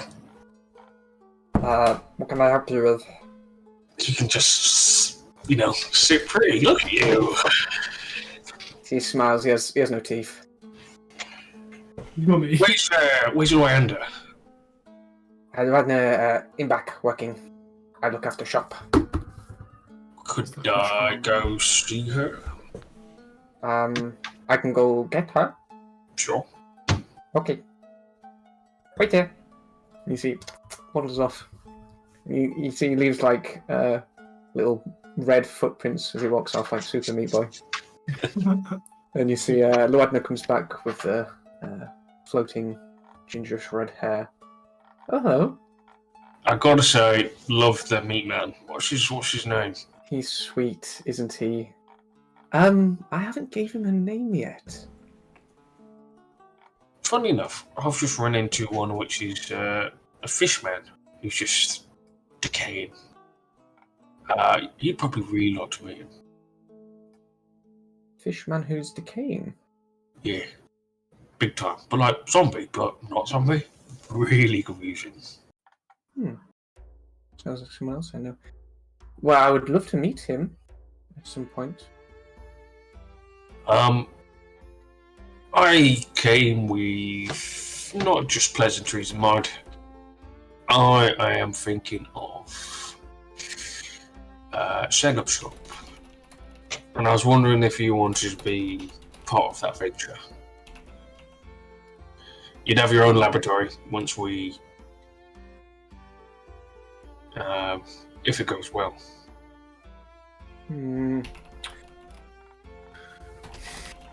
Make a persuasion check.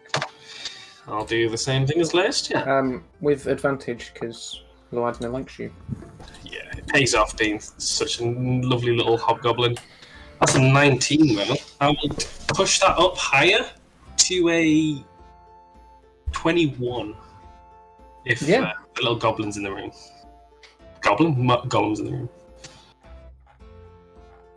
21 would help you. Oh, yeah. Well, I have been thinking, travelling a bit, and I do have something new. You see, she goes into one of her side pockets and pulls out a business card. And it says, the Elixorium by Luadna. I have a little pen pal in Pendleport to the north of here, and he does a slight bit of magic. Helped me out with this fella, making him speak. And he made some of these for me. You see, she turns it over, and there's like a little pop-up shop on the back, like, you know, a little stall. And you see she just flips the card, like flips it in the air, and you see it deconstructs, and you see a pop-up shop, not even, you know, 3 foot high, is there, and you see a small little Luadna in the shop just floating. Hello, what would you like to buy? Pretty impressive, isn't it? I have no idea what the fuck is going on, but I love it. Good, isn't it? I had a few made, I could put them around some of the cities. Honestly, these past months, I feel like I'm just going insane. All this stuff. Zombie frogs. Fucking scintillating sea. Goddamn. What a life. It's a strange world we live in. Oh Hey, boy. you can have these for free. You see she reaches into the shop and grabs 3 healing potions and gives them to you. So And kind. as she hands them, you see the little Luadna, bye-bye, and folds back into the business card, and Luadna picks it up. Takes a while to re-enchant, but, you know, They are really cool. they are handy. Really Okay, Well, I'll be in touch. sure. I'll be here. See you. Bye-bye. Take care. See you, little Till man. next time. Bye. So, cut back to where we started the session. Small clearing where Kurgan has been meditating for the past few weeks. You see Zyvan picked up what looks like some smelling salts and incense. He begins to light incense round in a circle. Okay, you sit down in the middle of there, and I teach you what I know. Okay. We are the same, slightly different. You, but my people, we are what you call lycanthropes. You heard this word, yes? Yes, I used to be part of a crew with similar, lots of lycanthropes. Well, there are different kinds. If you get bit, you become one. Mm-hmm. But some of us, like you and like me, we are born like this. We are pure-blooded lycanthropes. Can't get rid of it. You have to control it, otherwise it controls you. Sometimes feels like other person in your body. Scary stuff. But I show you how to control. This is how you control. And you see his eyes just kind of glaze over white for a second. And you see white fur begins to move up around his neck as he just begins to grow. As you Yep. see, he turns into a huge polar bear. Yeah, he's a polar bear. Hell Let's yeah. go. Okay, we're all turning into bears. We're gonna force Ivan to bite us all. New crew, the Care Bears. Oh, I thought I had a token for this, but I don't know where it is. I love that. Here we go. Yo, Wait, where's that? he looks like It's near the front door. it looks like, you know, the slushy mascot. Oh, he does, yeah. Hmm. I thought you were gonna say Cool. like the bears from the Golden Compass. No, the cool guy from the slushy advert is on like a snowboard. You see Ivan just looks at you and he just goes down to all fours. I will show you how to control. It is not difficult if you are strong-willed, but it takes time. You'll not get it straight away. That's cool. You see he sits down in like Indian style with his legs crossed. Go ahead. Are you going to say something? If I could control my beast, I would be, well, the strongest man in the world. I think. Maybe not go so far. I would still beat you in fight. All of those cock slinging contests that we have, like. Okay. You are going to follow lead. Just do as I say. Do as I do. You see, he begins to just guide you through some breathing exercises. I want you to think of creature in your mind. You see creature. Okay. It is stood on a hill far above you right now. Close your eyes. Okay. Better. It is on hill above you right now because creature control you. And I want to picture you walking uphill, making your way to creature. Okay. And as you're doing this, it begins to feel more and more like reality, like you are there. Hmm. As you crest over the top of this hill, you see the bestial form in front of you. You also see this skull hung above by these two horns. You can open your eyes. Oh, thanks. As you see the creature, and Oh. Zyvan's voice that has been guiding you this entire time is gone, and it is just silence as there is just whiteness around you in this hill. There he is. You just hear one word from Zyvan. Control, control, control. And then you hear the beast. Weak. You are weak. What do you do?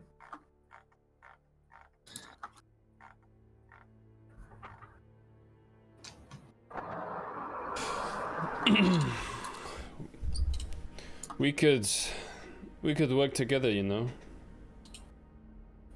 Me and you. Weak. You want to kill, and I want your power. If you let me stay in control, I will make sure that you can kill often.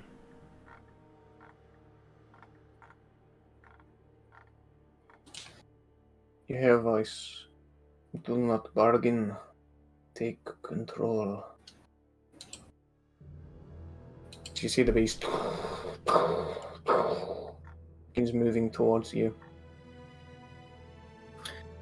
Make a wisdom saving throw for me, please. Okay.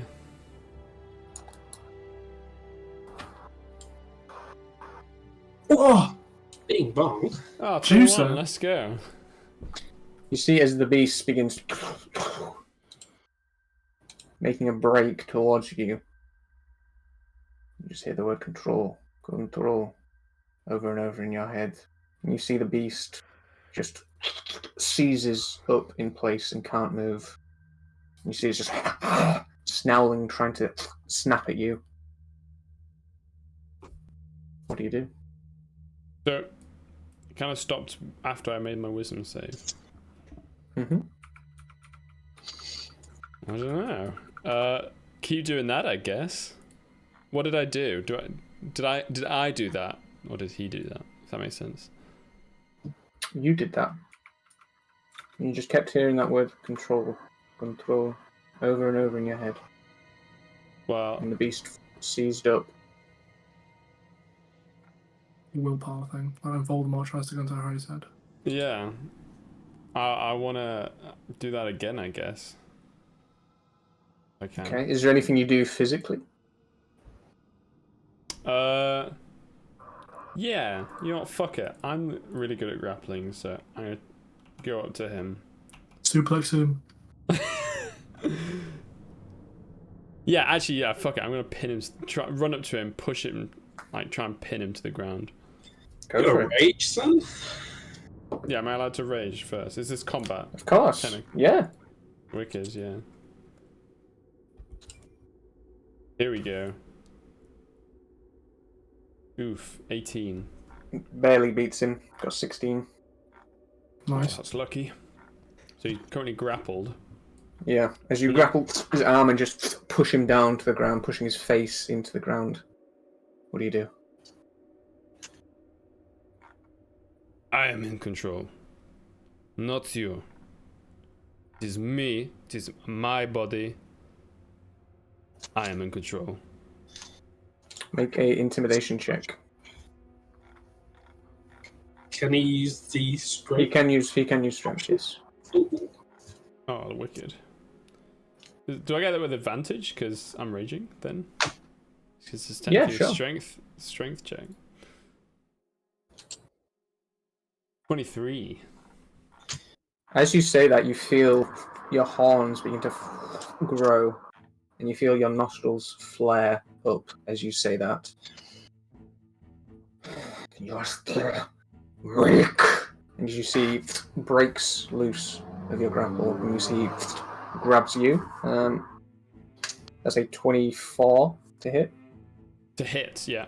That hits. Yeah. And you see he begins just tearing away at your flesh. What do? Do you fight back? No, I was trying to pin him to the ground again. Okay.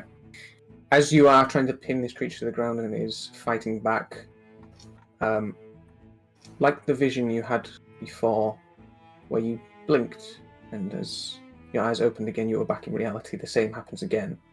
And you find yourself not in bestial form, but close to it, pinning Zyvan down to the ground as he looks up to you.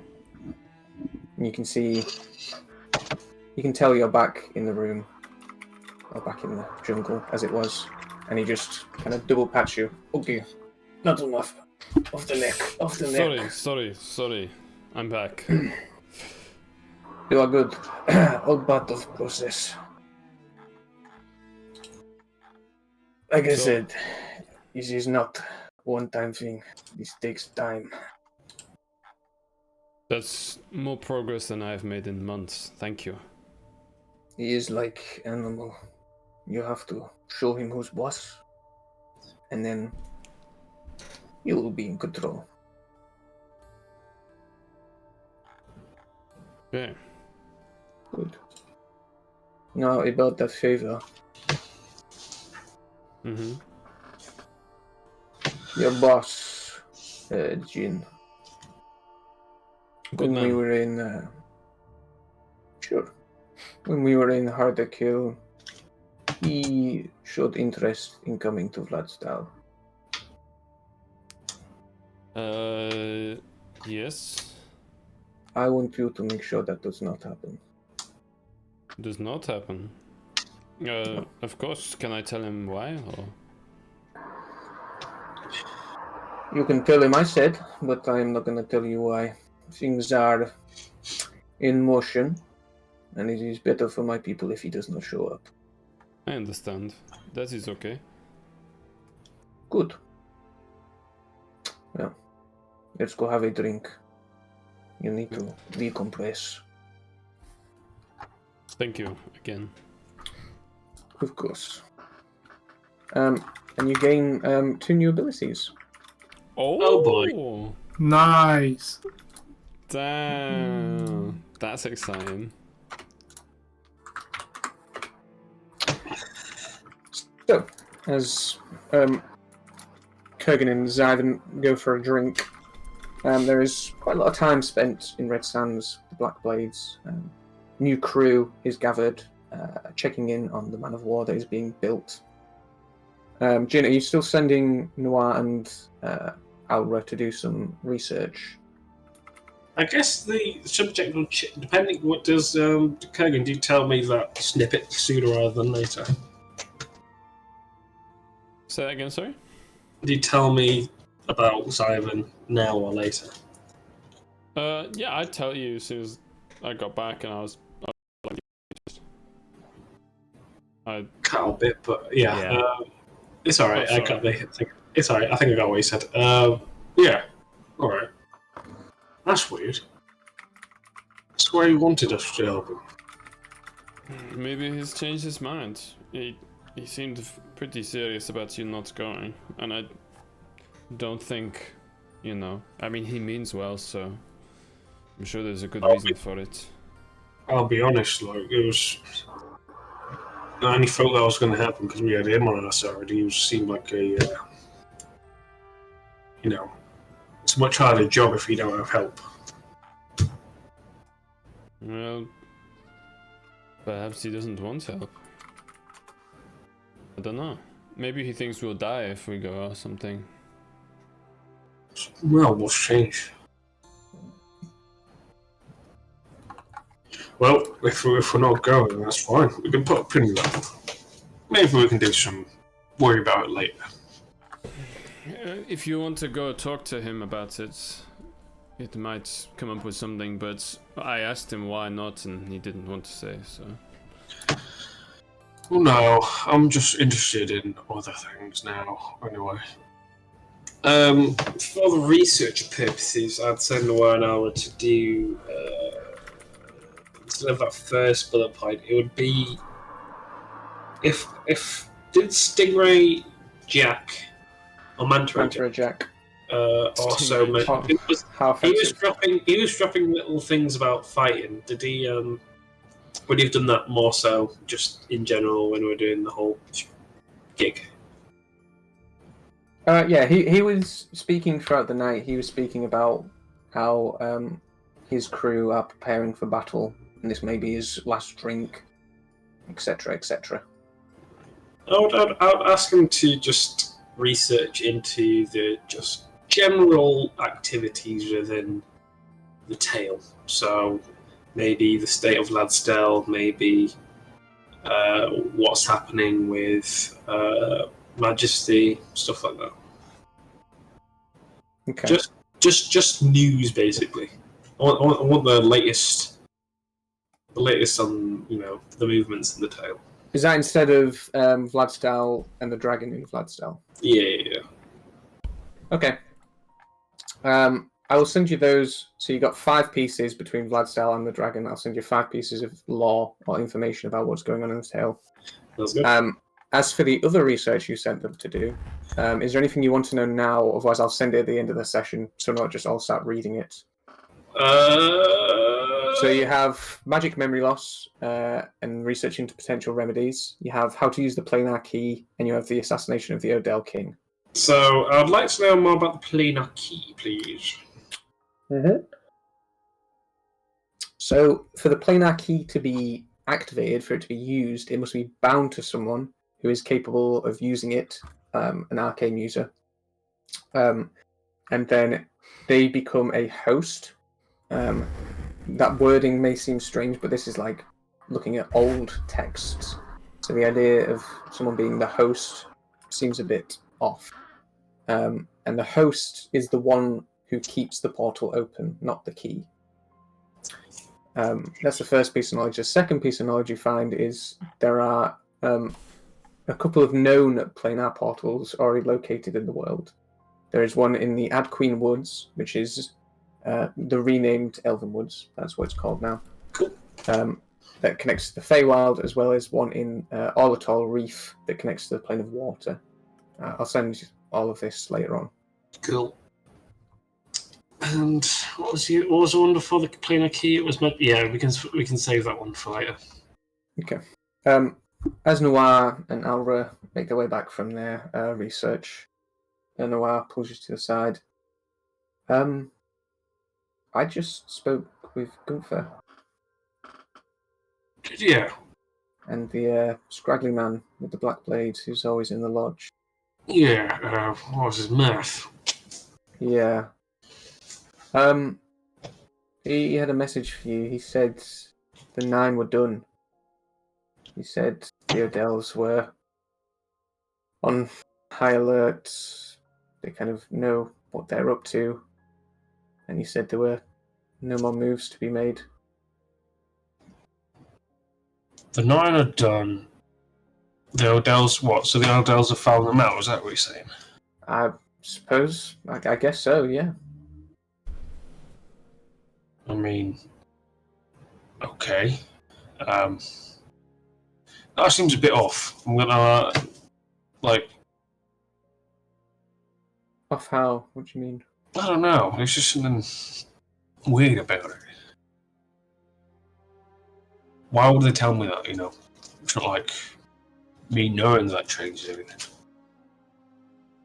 I don't know. Oh, alright. Before you go, I was meaning to ask you something. It just slipped my Yes. mind. What is it? Your deity, Raven Queen, was it? Yes, the matron mother. She is quite splendid. Yeah, definitely. What do you know of the Queen of Air and Darkness? Queen of. Do you mean the Queen of Air and Death? Queen of Air and Death? Is that what it was? That was what it was, I believe, unless I'm misremembering. Yeah, it could be. I mean, I've got darkness in my head, but Let's have a look. Queen. Queen. Okay, I have too many. Too many slices. It doesn't matter. It was one of the two, but yeah. Yeah. But yeah, let's go with Death for now.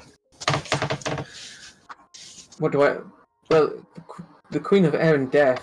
That's what the Feywild creatures refer to as the Raven Queen as. She has many names: the Matron Mother, the Lady of Death, the Queen of Air and Death. There are many cultures to praise her. And they all have different names. You familiar with Yscind? I've heard the name. She's part of the Selderind, but I forget what she's the god of. It's like songs or something, dreams, something like that.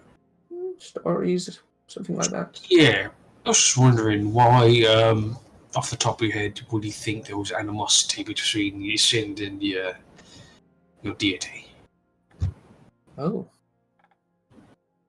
Well, the Raven Queen, if you had to believe some people, was part of the Seldarin once. Oh. Hang on, one more roll. Oh, that's a good roll. And she was expelled for unknown reasons. And it is said that Yscind, one of the memories, one of the things, she was in control of one of her domains at that time was memories, and she expelled the memory of the Matron Mother from the Selderind. No one from the Selderind remembered her. Of course, this is all just legend, but One more time. She expelled the memory of the Matron Mother from the Selderind. Yeah, she basically made the Selderind forget who the Raven Queen was, or that she was part of the Selderind originally.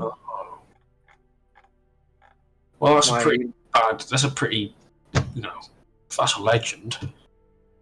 Well, who knows? I mean, no one really knows what the gods did all those years ago. Yeah. Are you looking for any kind of reading on the Matron Mother? I could tell you some rituals, some religious texts that I find interesting. No, I was just interested in. Oh. Interested in the Feywild. No, that's fine. That's okay. Not for everyone. No, I'm not really interested in the pledging myself to a deity. I mean, I'm just at the whim of the sea these days. Fine. So be it. Yeah. So, I'll send that research at the end of the session. Cool. Is there anything else you want to do before you head to the Bear Claw? Obviously, we'd chat with the new members a bit more. If we're, are we doing the Bear Claw after the ship's made or before the ship's made? Before, because the ship's going to be 6 months, so yeah, plenty of time to go to the Bear Claw. Okay. Well, let's start with Old Throg and Melody. Kurgan, obviously, you'll be present for this because it's just like a lot. Which I don't know, maybe like trade drills or just like I don't know, shit things. But so Melody Throg, in a brief exchange at the festival, but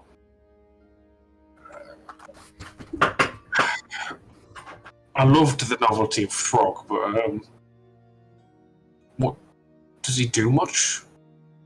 I mean, you have seen him take a beating, but he can give one as well. Okay. Throg, why don't you speak for yourself? I just stare through you again.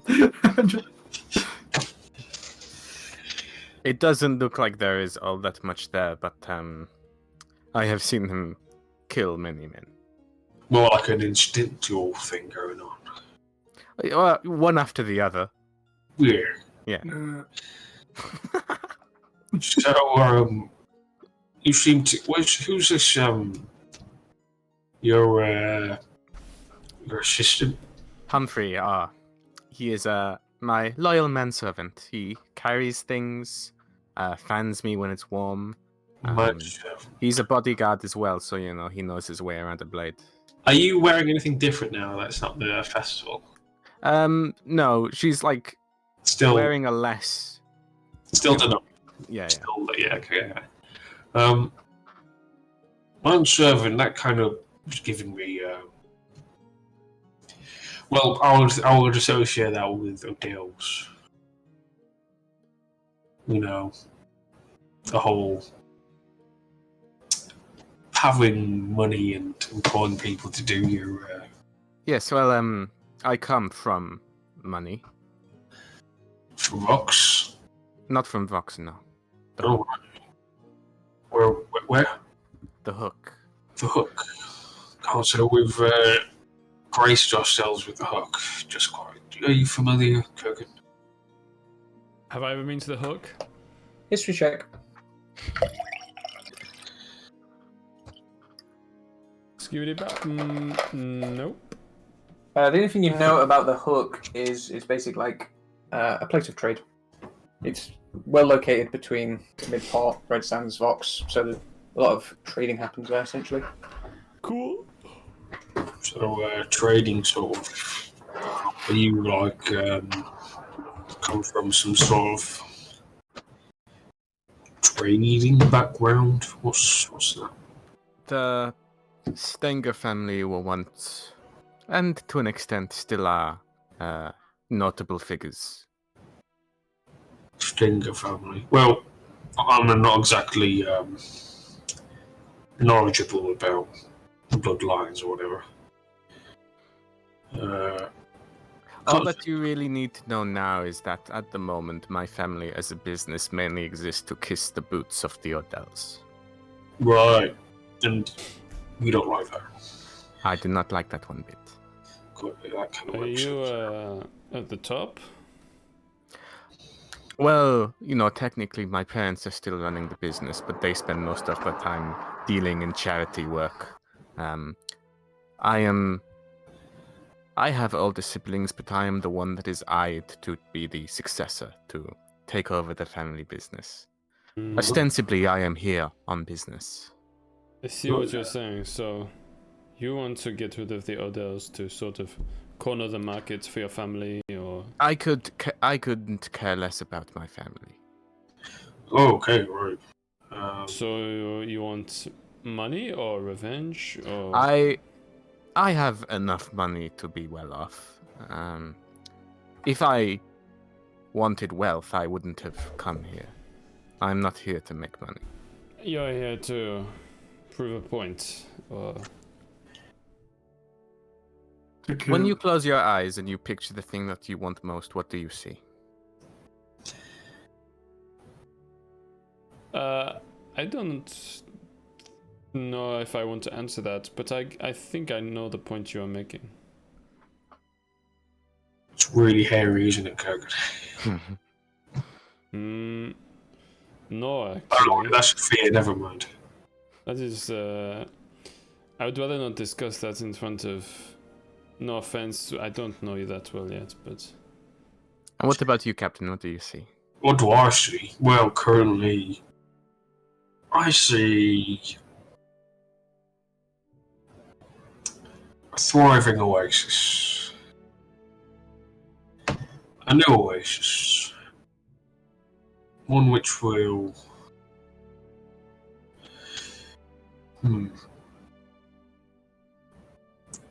It's hard because we're coming to new information, but basically the plan is, from the get-go, is we're going to make a move. We're going to set up a place of our own.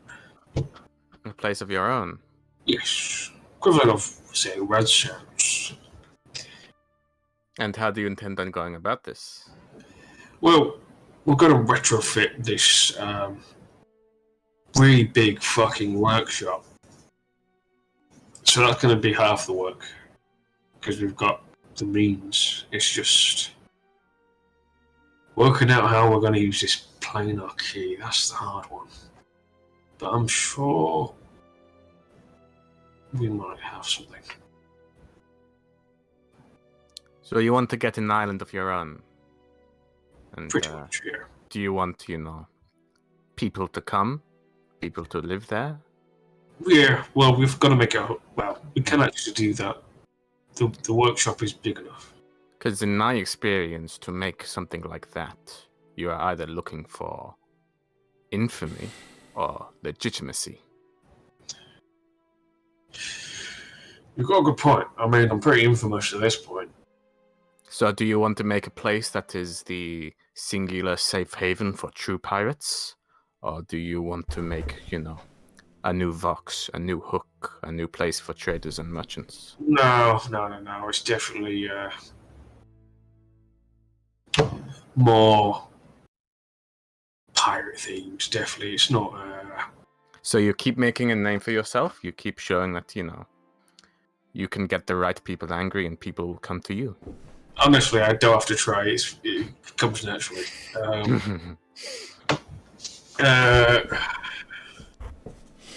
Right. Well, yeah, I should really announce this to everyone. Right. Be right back. I'm just going to announce that to the whole crew. Okay. Everyone's on the same page. I'm also going to go talk to Vas, or was it Voss? Vas. Val. Val. Yeah, I'll talk to Val.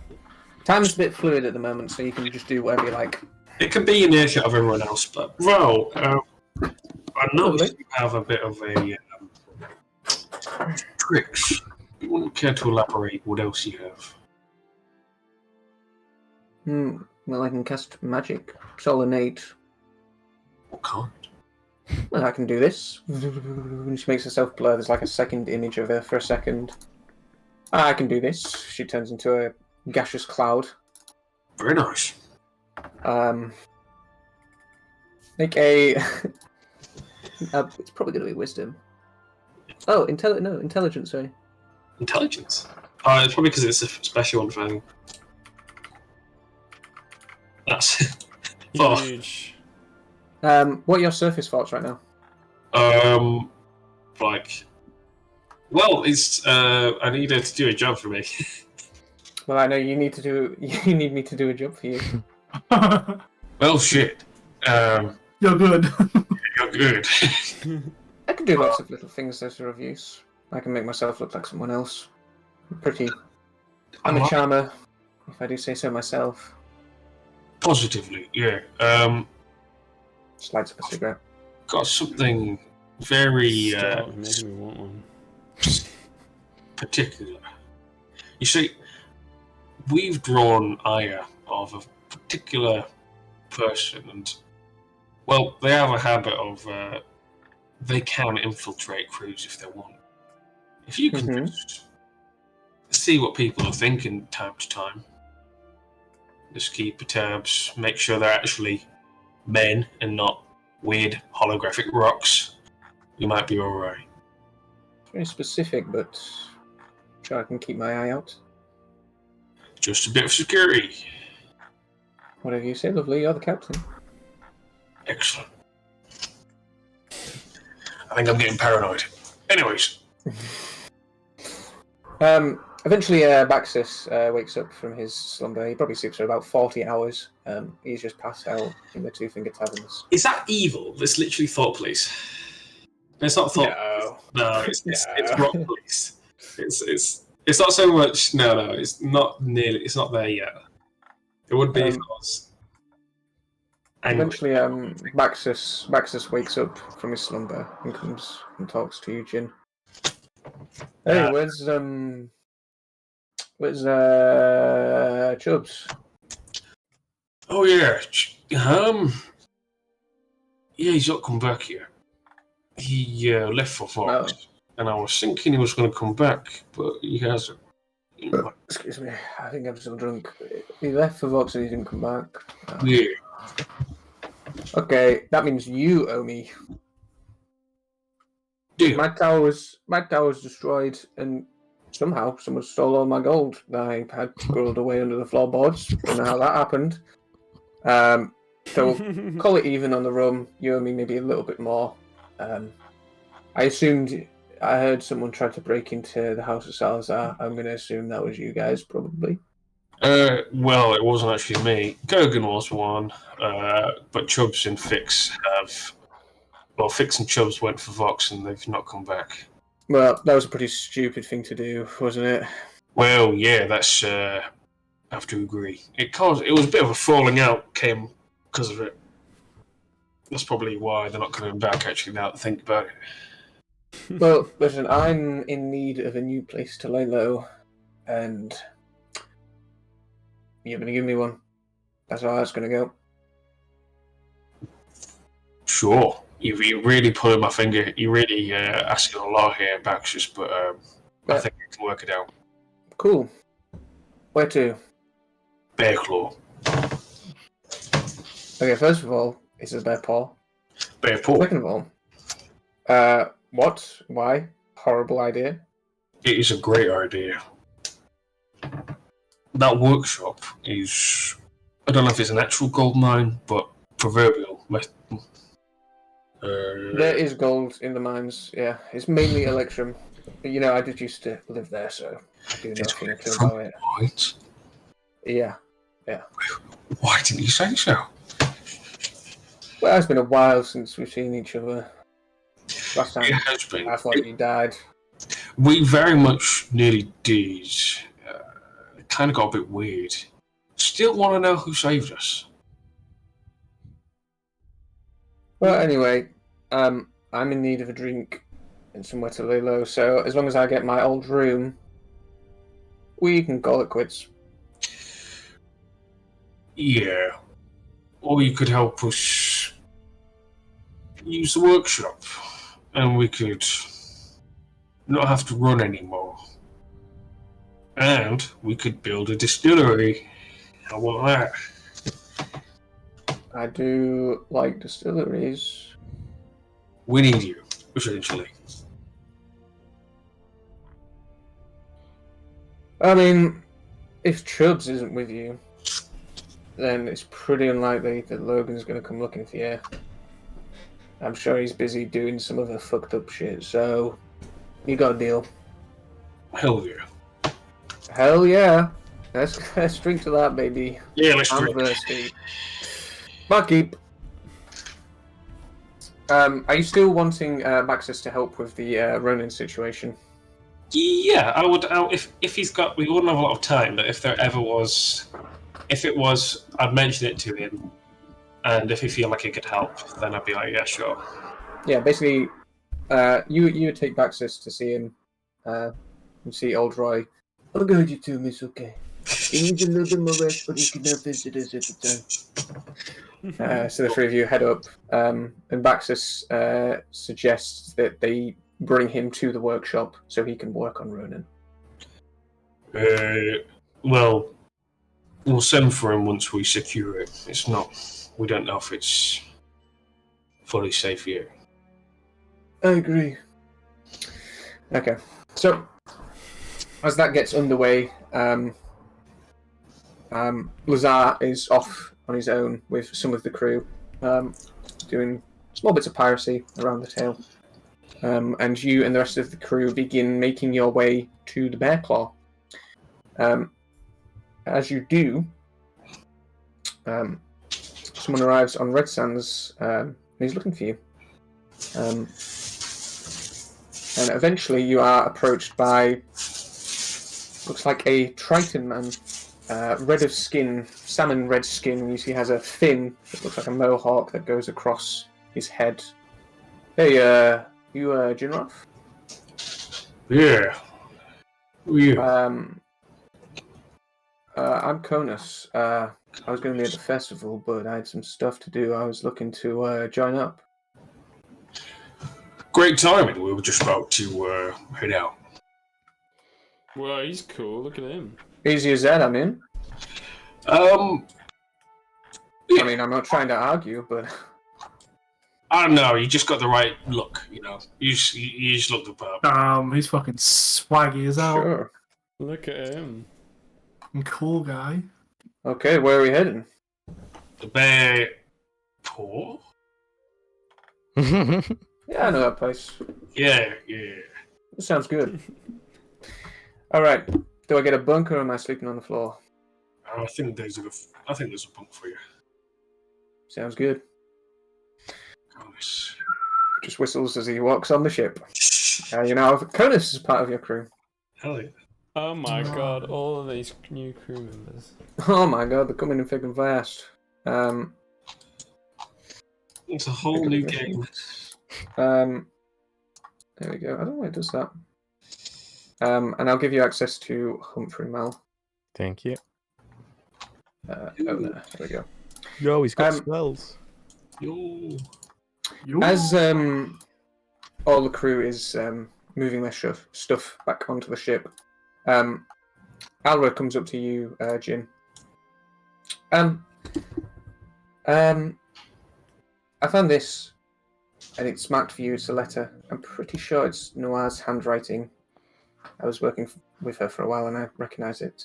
I didn't want to open it, but I did. Sorry. So, wait, who's this Aura? And I'll be like, have I noticed Noah's not with us? You haven't seen Noir in a while. Yes, I'll open up the letter. You see it says, Jin, I'm sorry I didn't have the courage to tell you this in person, but this is where we part ways. All those months ago when we found you in the Grey Waste, I was concerned the type of person you'd turn out to be. And while you may be a bit rough around the edges at times, you've certainly made a great captain and a great leader.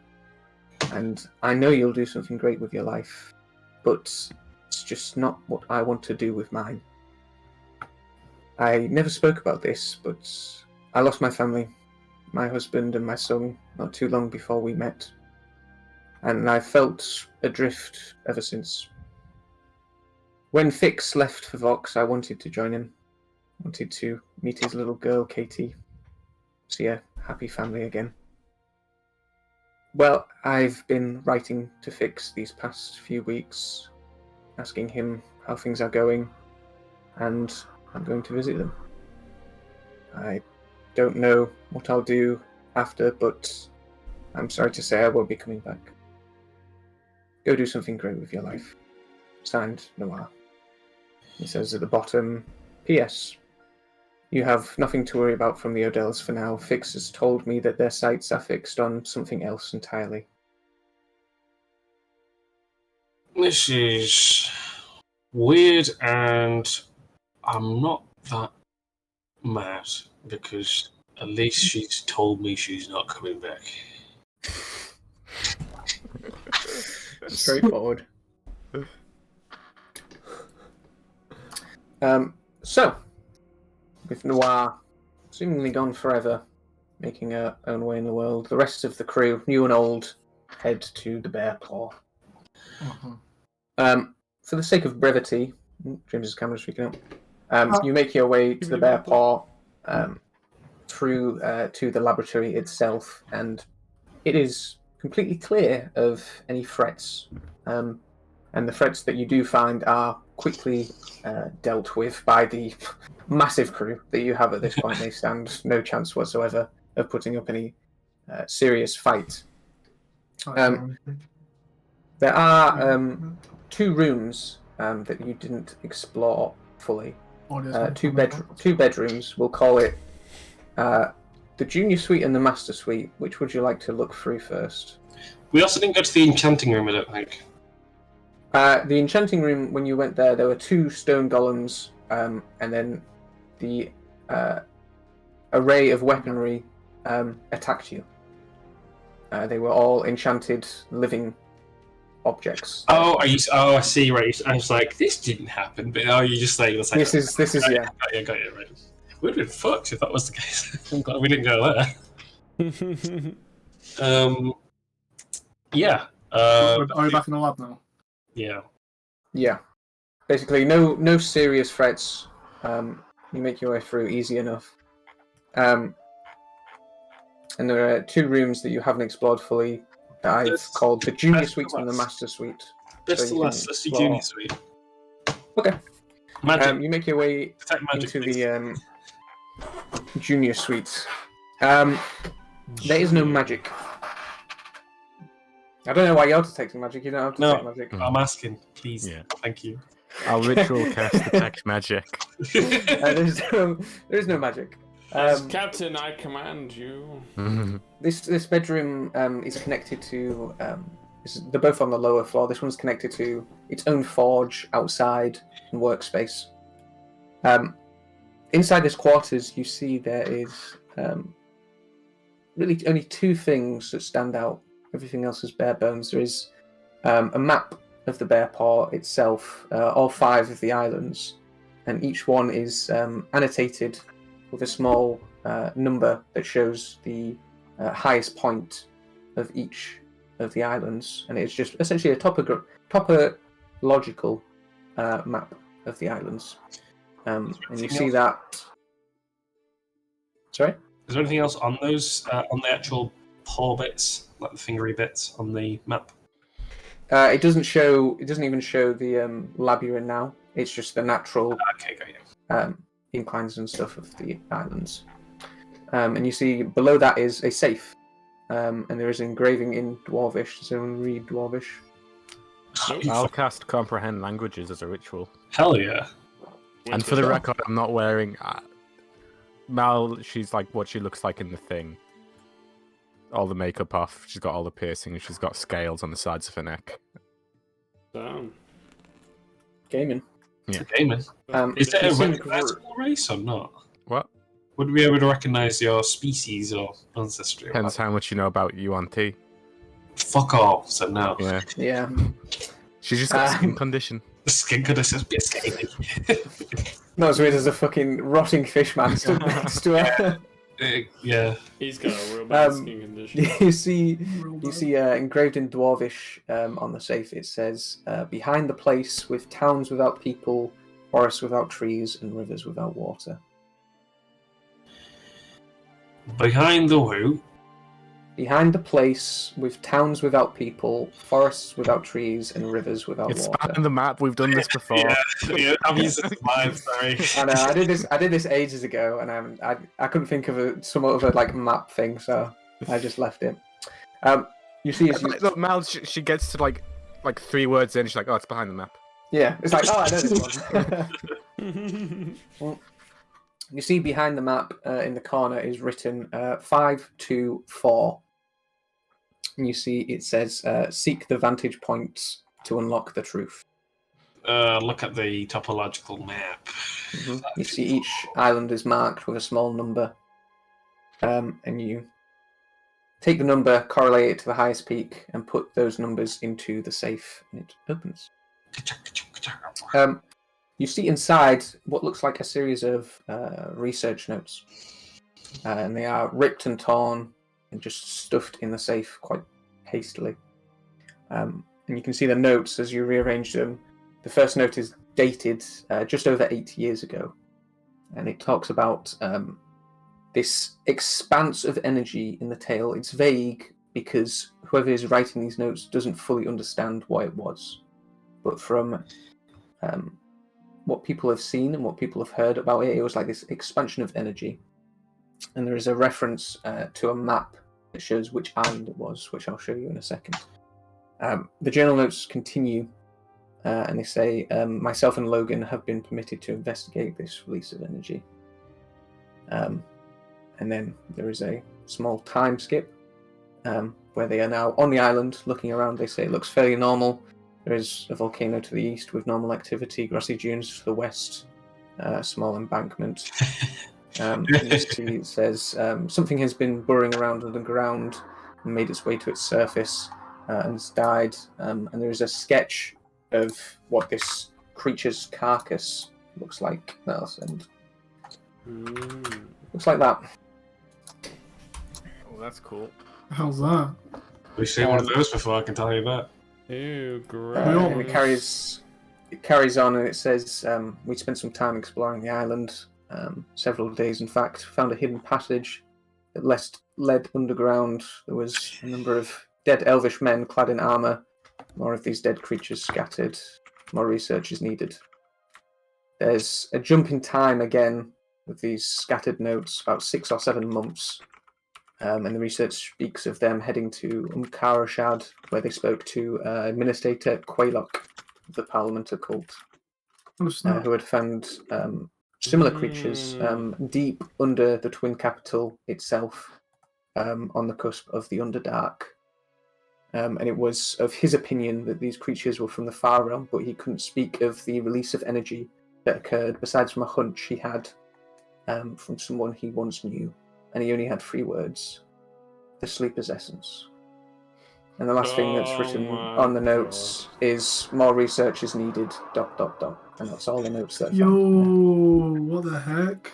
Bruh. It's all connected. Well, who? I guess you guys have wondered what I did back then, eh? We still don't really know. Yeah, we don't have a clue. Fucking. What have we seen one of them before then? It was trying to pull me under the water in the Underdark where we were on the boat. There was like some, I don't know what it was, but this thing was trying to pull me under. It was like the sleeper trying to. Basically, where Thaddeus left the group I remember, after one of these bunch of these creatures attacked. After exploring that, you head to the last unexplored room of the laboratory, the master suite, if you will. Upon first inspection, it looks. Master Chief now. It looks untouched at first inspection. There's like a small meeting area, table, some chairs, a rack with some greyish, almost looking lab coat looking robes, and one that looks slightly peculiar to the others. You see there's a cork board with a map of the tail, quite detailed map. And as you make your way around the corner, the room bends round and you see there is a bed that is blackened by scorch marks. You see there is a body that lies fused to the bed beneath it. You see the jaw is agape, the toes are curled, and the hands are missing. Holy shit, if this was a longer campaign, imagine casting True Resurrection on that corpse. Could you imagine? And that's all you see. That's all you see at first. This might be, well, a legend, a dead legend at that.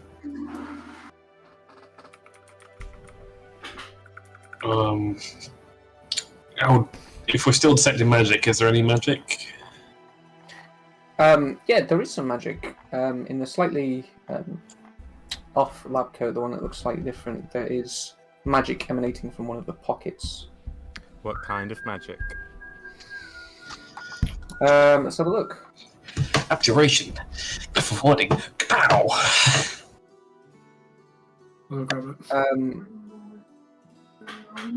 This would be transmutation. Transmutation? No. Thingy. Yeah, probably transmutation. Throg, go and get what is ever in that pocket. Yeah. Oh, walk over, yeah. That's such a quick response. Yeah, you reach in, like, looking at it. It's a small figurine of a dog. Looks like it's made of onyx. Turn around and go. They're cool. Woof. It's yours, mate. You can have it. Oh, Give it here.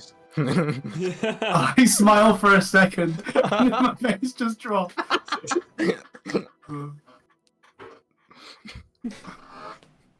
Aww. I was like the happiest you've seen me the entire time, by the way. So you can give this object a. I'll just tell you what it is because I assume you just cast thingy on it. It's a figurine of wondrous power. It's the Onyx dog. You give it a command word. You speak the command word, and you have a small little Onyx dog who can help you out and do some stuff. Figurine of wondrous power. Unlimited power. So Anything, with the anything else of interest in the room? make an investigation check. And is this corpse missing hands? Yes. Is there any special pair of hands anywhere nearby? Let's see what you get in your investigation check. Oh, bump bump. That's a 6, but apparently it's Rhodus Kranos. But it'll be a 7. You do not see any cool-looking hands anywhere. God damn. Anything else of interest? So, with the laboratory completely cleared, the crew begin making steps to make it more habitable, cleaning out the kitchen, making sure the water has fresh supplies, making sure there is an easy way to the shore, etc., etc. What are you doing with Piranor? I will probably bring him here if we're moving the bulk of our things here. We'd have to get some people to start. We need to hire some. Can we hire some people from Haddock Hill to start some builders, some dwarven builders, and just like build like a small harbour for starts, and then they can also help with whatever else. But yeah, I would. In the downtime, if I'm not looking after him, I'd get someone else to like. Who else would it be? Who? Look after. None of your business. You see, there's a guy called. It's an elven man who looks a bit. I mean, he says even less than you, Frog. He doesn't really speak that much unless spoken to, and he seems a bit away with the fairies, as it were. Is that the same guy that we saw? We all met before. I don't think you, as a character, as a person, know who this character is. Right. James has never met him. Your characters have never met him. I would get. It doesn't. Someone looks after you. Someone looks after him from away, but I would look after him. I'd actually, at some point, probably next session, or whatever, but I'd try and talk to him about the planar key. Okay. Are you showing Mal the planar key? Mal, who's Melody? Oh yeah, Melody. Yeah. I would do it after. I'd do Piranor first, and then I'd show it to Mal. Is it Melody or Melody? Melody. Oh, Melody. That's a lot darker. Okay. Yeah. Milady. So if you're going up to Piranor to talk about the planar key, what are you saying to him? Piranor. Whoa. Hey. How are you doing?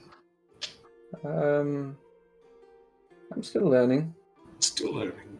Do you, Things are still confusing, but I'm getting a grasp, I think. Yeah. What? Can you remember what this is? I'll show him the planar key. Can I hold it?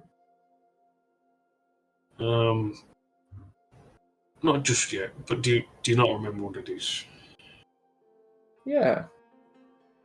It felt nice when I held it. Liked it. Yeah. Do you remember it speaking to you at all?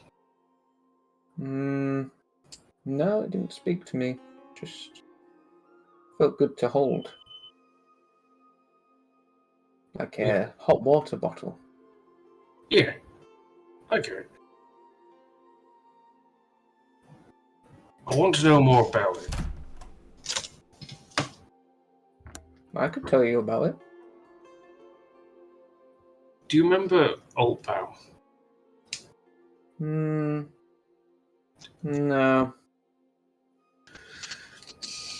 This key used to have made an oasis in the middle of the Grey Wastes. Made a portal, right? Yeah, that's right. But it was there for a long time. It wasn't just like a flash, but it was there for ages. Perpetual. That's what it does. Yeah. I could do that.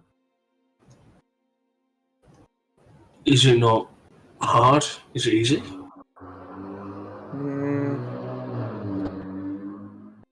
When I held the key and I used it, that was kind of hard, moving all those people in that ship, but when you make a portal, you become... not really any way else to describe it, but you kind of just become one with the key. It was nice. You like that? I liked holding it. I imagine holding it for longer would feel nicer. And you would be happy doing that? I think so. Do we need to help you at all? I think if you just keep me fed. I can do that. Cool. Can I hold it? Okay. Just, I'd rather you, don't teleport to the scintillating sea if you can help it. The place wasn't very nice. Honestly, it was pretty... I thought it was okay way back when, but holy moly, that was bad. I'm gonna go sit out in the sun for a bit.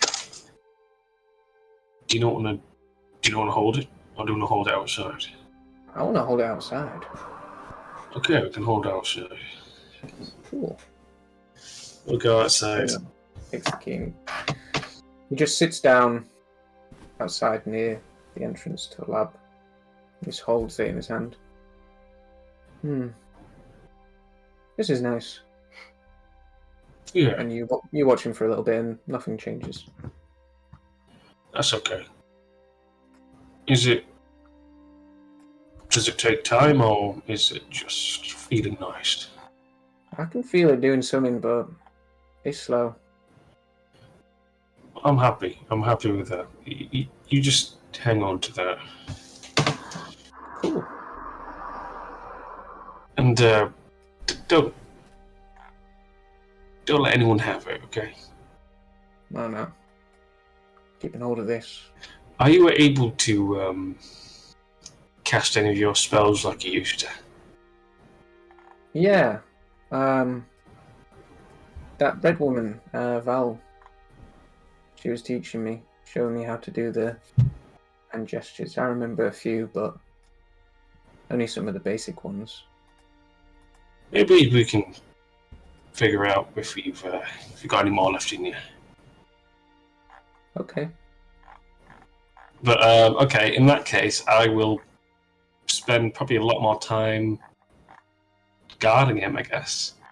Sure. You can set people on the crew to guard him. Over the next... Yeah?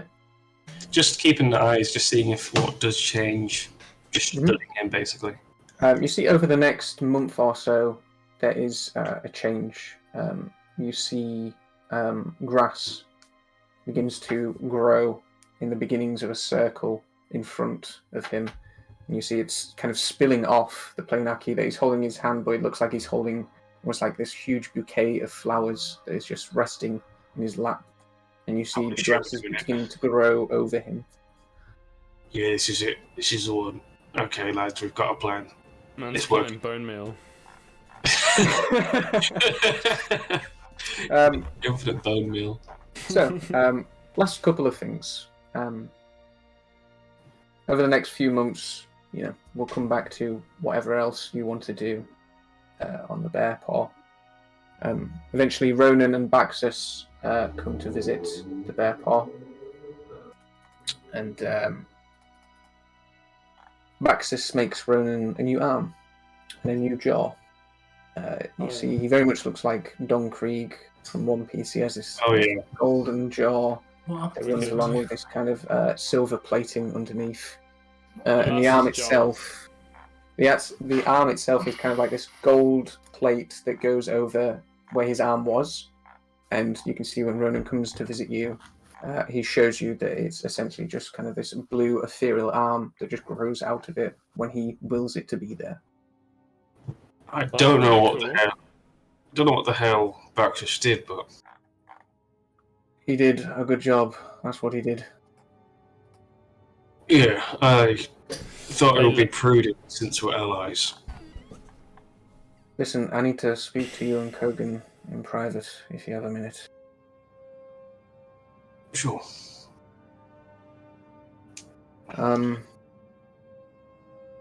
He's looking at you now, Kogan. Nash said he told you about the time we met. Yes, he was a boy. did. And clearly you know that I shouldn't be alive right now, but I am.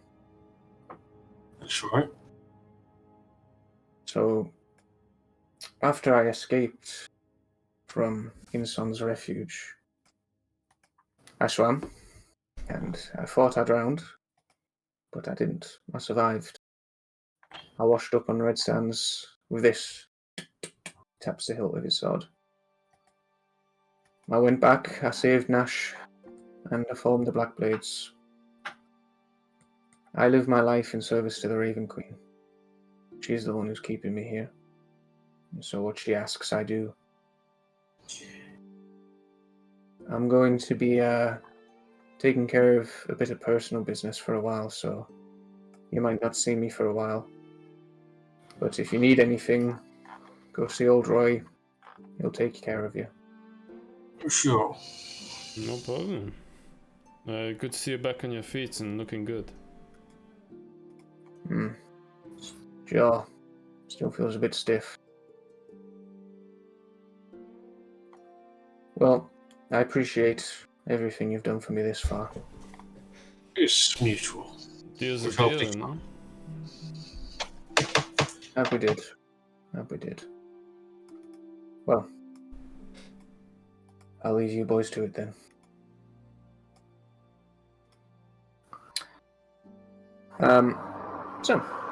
Ronan makes his way to do some personal business. Baxus gets set back up. It's a laboratory up and running, making sure everything's working.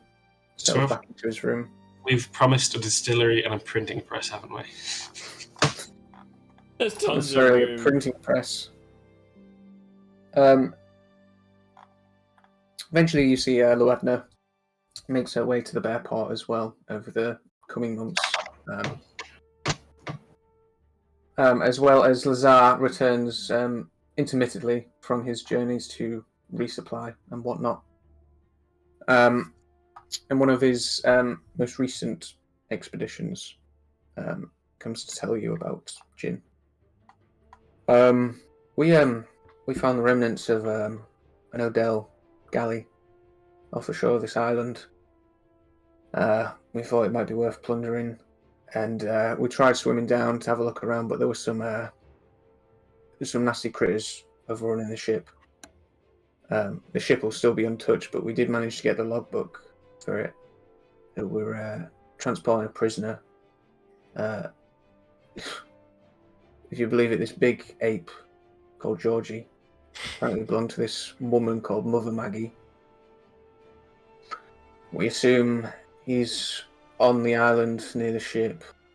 I don't know. I just thought it might be a good chance to make another ally, if that's something we're still doing.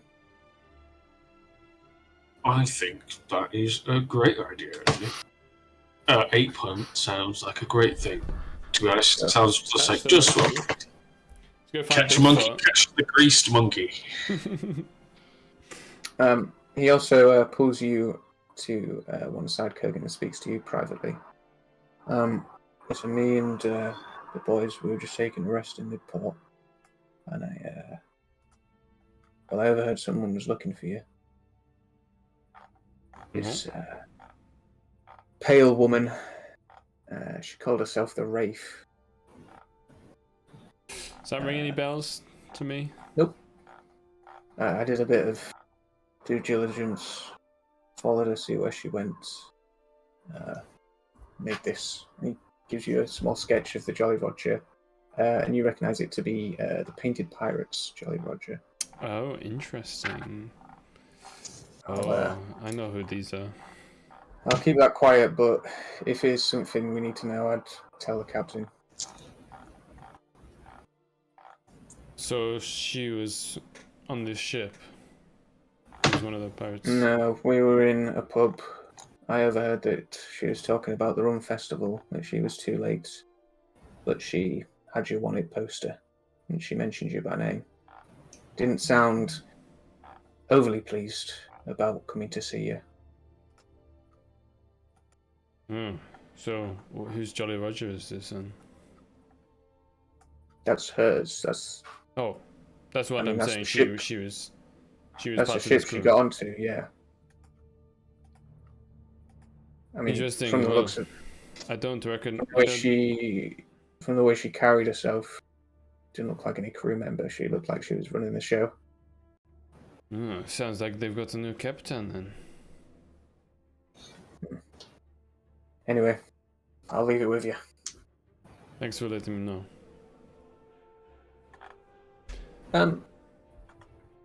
Final thing before the end of downtime. One of the miscellaneous crew members who's on guard outside comes to Eugene in your quarters in the night. Captain, we have someone who says they know you. Go on. A hobgoblin, big scar across his face.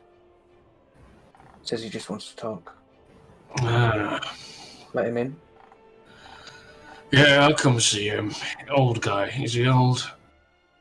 Yeah, he looks kind of old, yeah. What was his fucking name? It was. He should have trusted me. I'll go talk to. What was he called? The guy with an A or something. Yeah, you make your way to the front door in your sleeping gown. And the door is Dobby hat, open. whatever it is. Yeah. Dobby hat. And you see General Dyer There he is, it's a D, yeah. stood in a cloak before you, looking pretty travel weary as he makes his way down the steps to the big foyer area. It's a nice place. You made it out alive. Yeah. I mean, given your age, you know, you're a survivor of sorts. Yeah, suppose so. Is there some way we can sit and speak? Sure. We can find somewhere, which looks relatively nice. Look, I'll be honest, I don't really know why I came here. I just knew you were here and thought it best you know. I mean, we all had our part to play on that night. I mean, I could have stopped you, but I didn't. And I would have done things differently if I could. You remember Atlas, right? Oh, yeah. It was hard to forget. Yeah. Well, unsurprisingly, he pinned the thing on you. Said you were the ones who conspired with the stone giants, etc., etc. Yeah. He took control after the Kretz died, but he put me in charge. Special General. So what's he doing? I wasn't. No, that's the thing. I wasn't really in charge. I was just a figurehead because Goblinoids liked me. They respected me. He was the one running the show. And it didn't sit well with me. Him and Ect were getting real buddy like. And that fucking bird fella that follows him around like a shadow, whispering in his ear. What kind of bird fella? Real colourful, like what do you call Ah, yeah. Isaac Icarus. That was his name. We've met. Well, anyway, Hadler sect, the other generals, they've been preparing. Shipments of Warforged have been coming in thick and fast. Goblin and Drow, they're working together. Shouldn't be happening. I'm still surprised that he's still helping next. Still don't understand why. Well, whatever the reason, Jin, there's a war coming. Sure is. Everyone. And whatever they all want, it all ends the same way. Everyone else dead. Yeah. Yeah. Well, we can start making a plan. I'm getting the fuck out of here. I'm too old to start fighting again. I'm off Don't- the Reach. You have to where, sorry? The Reach. Reach. Time for retirement. Now, I've not been here long, but from what I hear, the place isn't particularly friendly.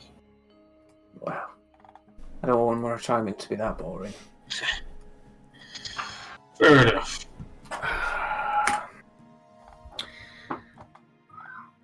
Listen, you're a smart kid.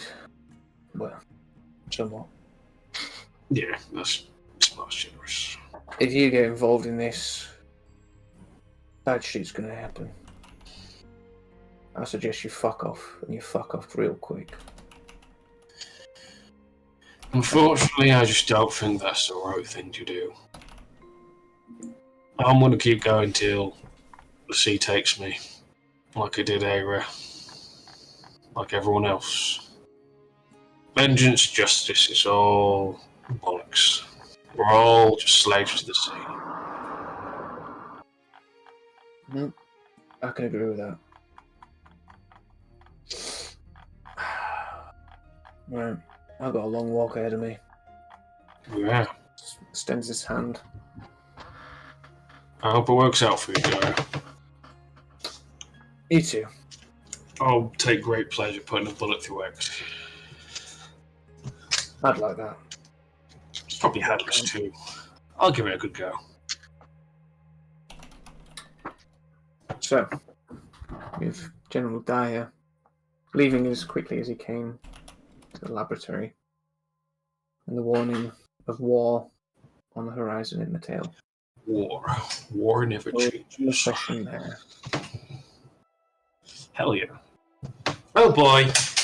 Oh boy. What a session. That was a good downtime. Damn. That was fun. I was a big fan of the festival. A lot of goofy characters. That's always good. Get the goof on. The Well, hierarchy Stitch of and power Goofon. is changing in the Broken Tale. It's all Just like Black Adam. Yeah, it's all tumultuous.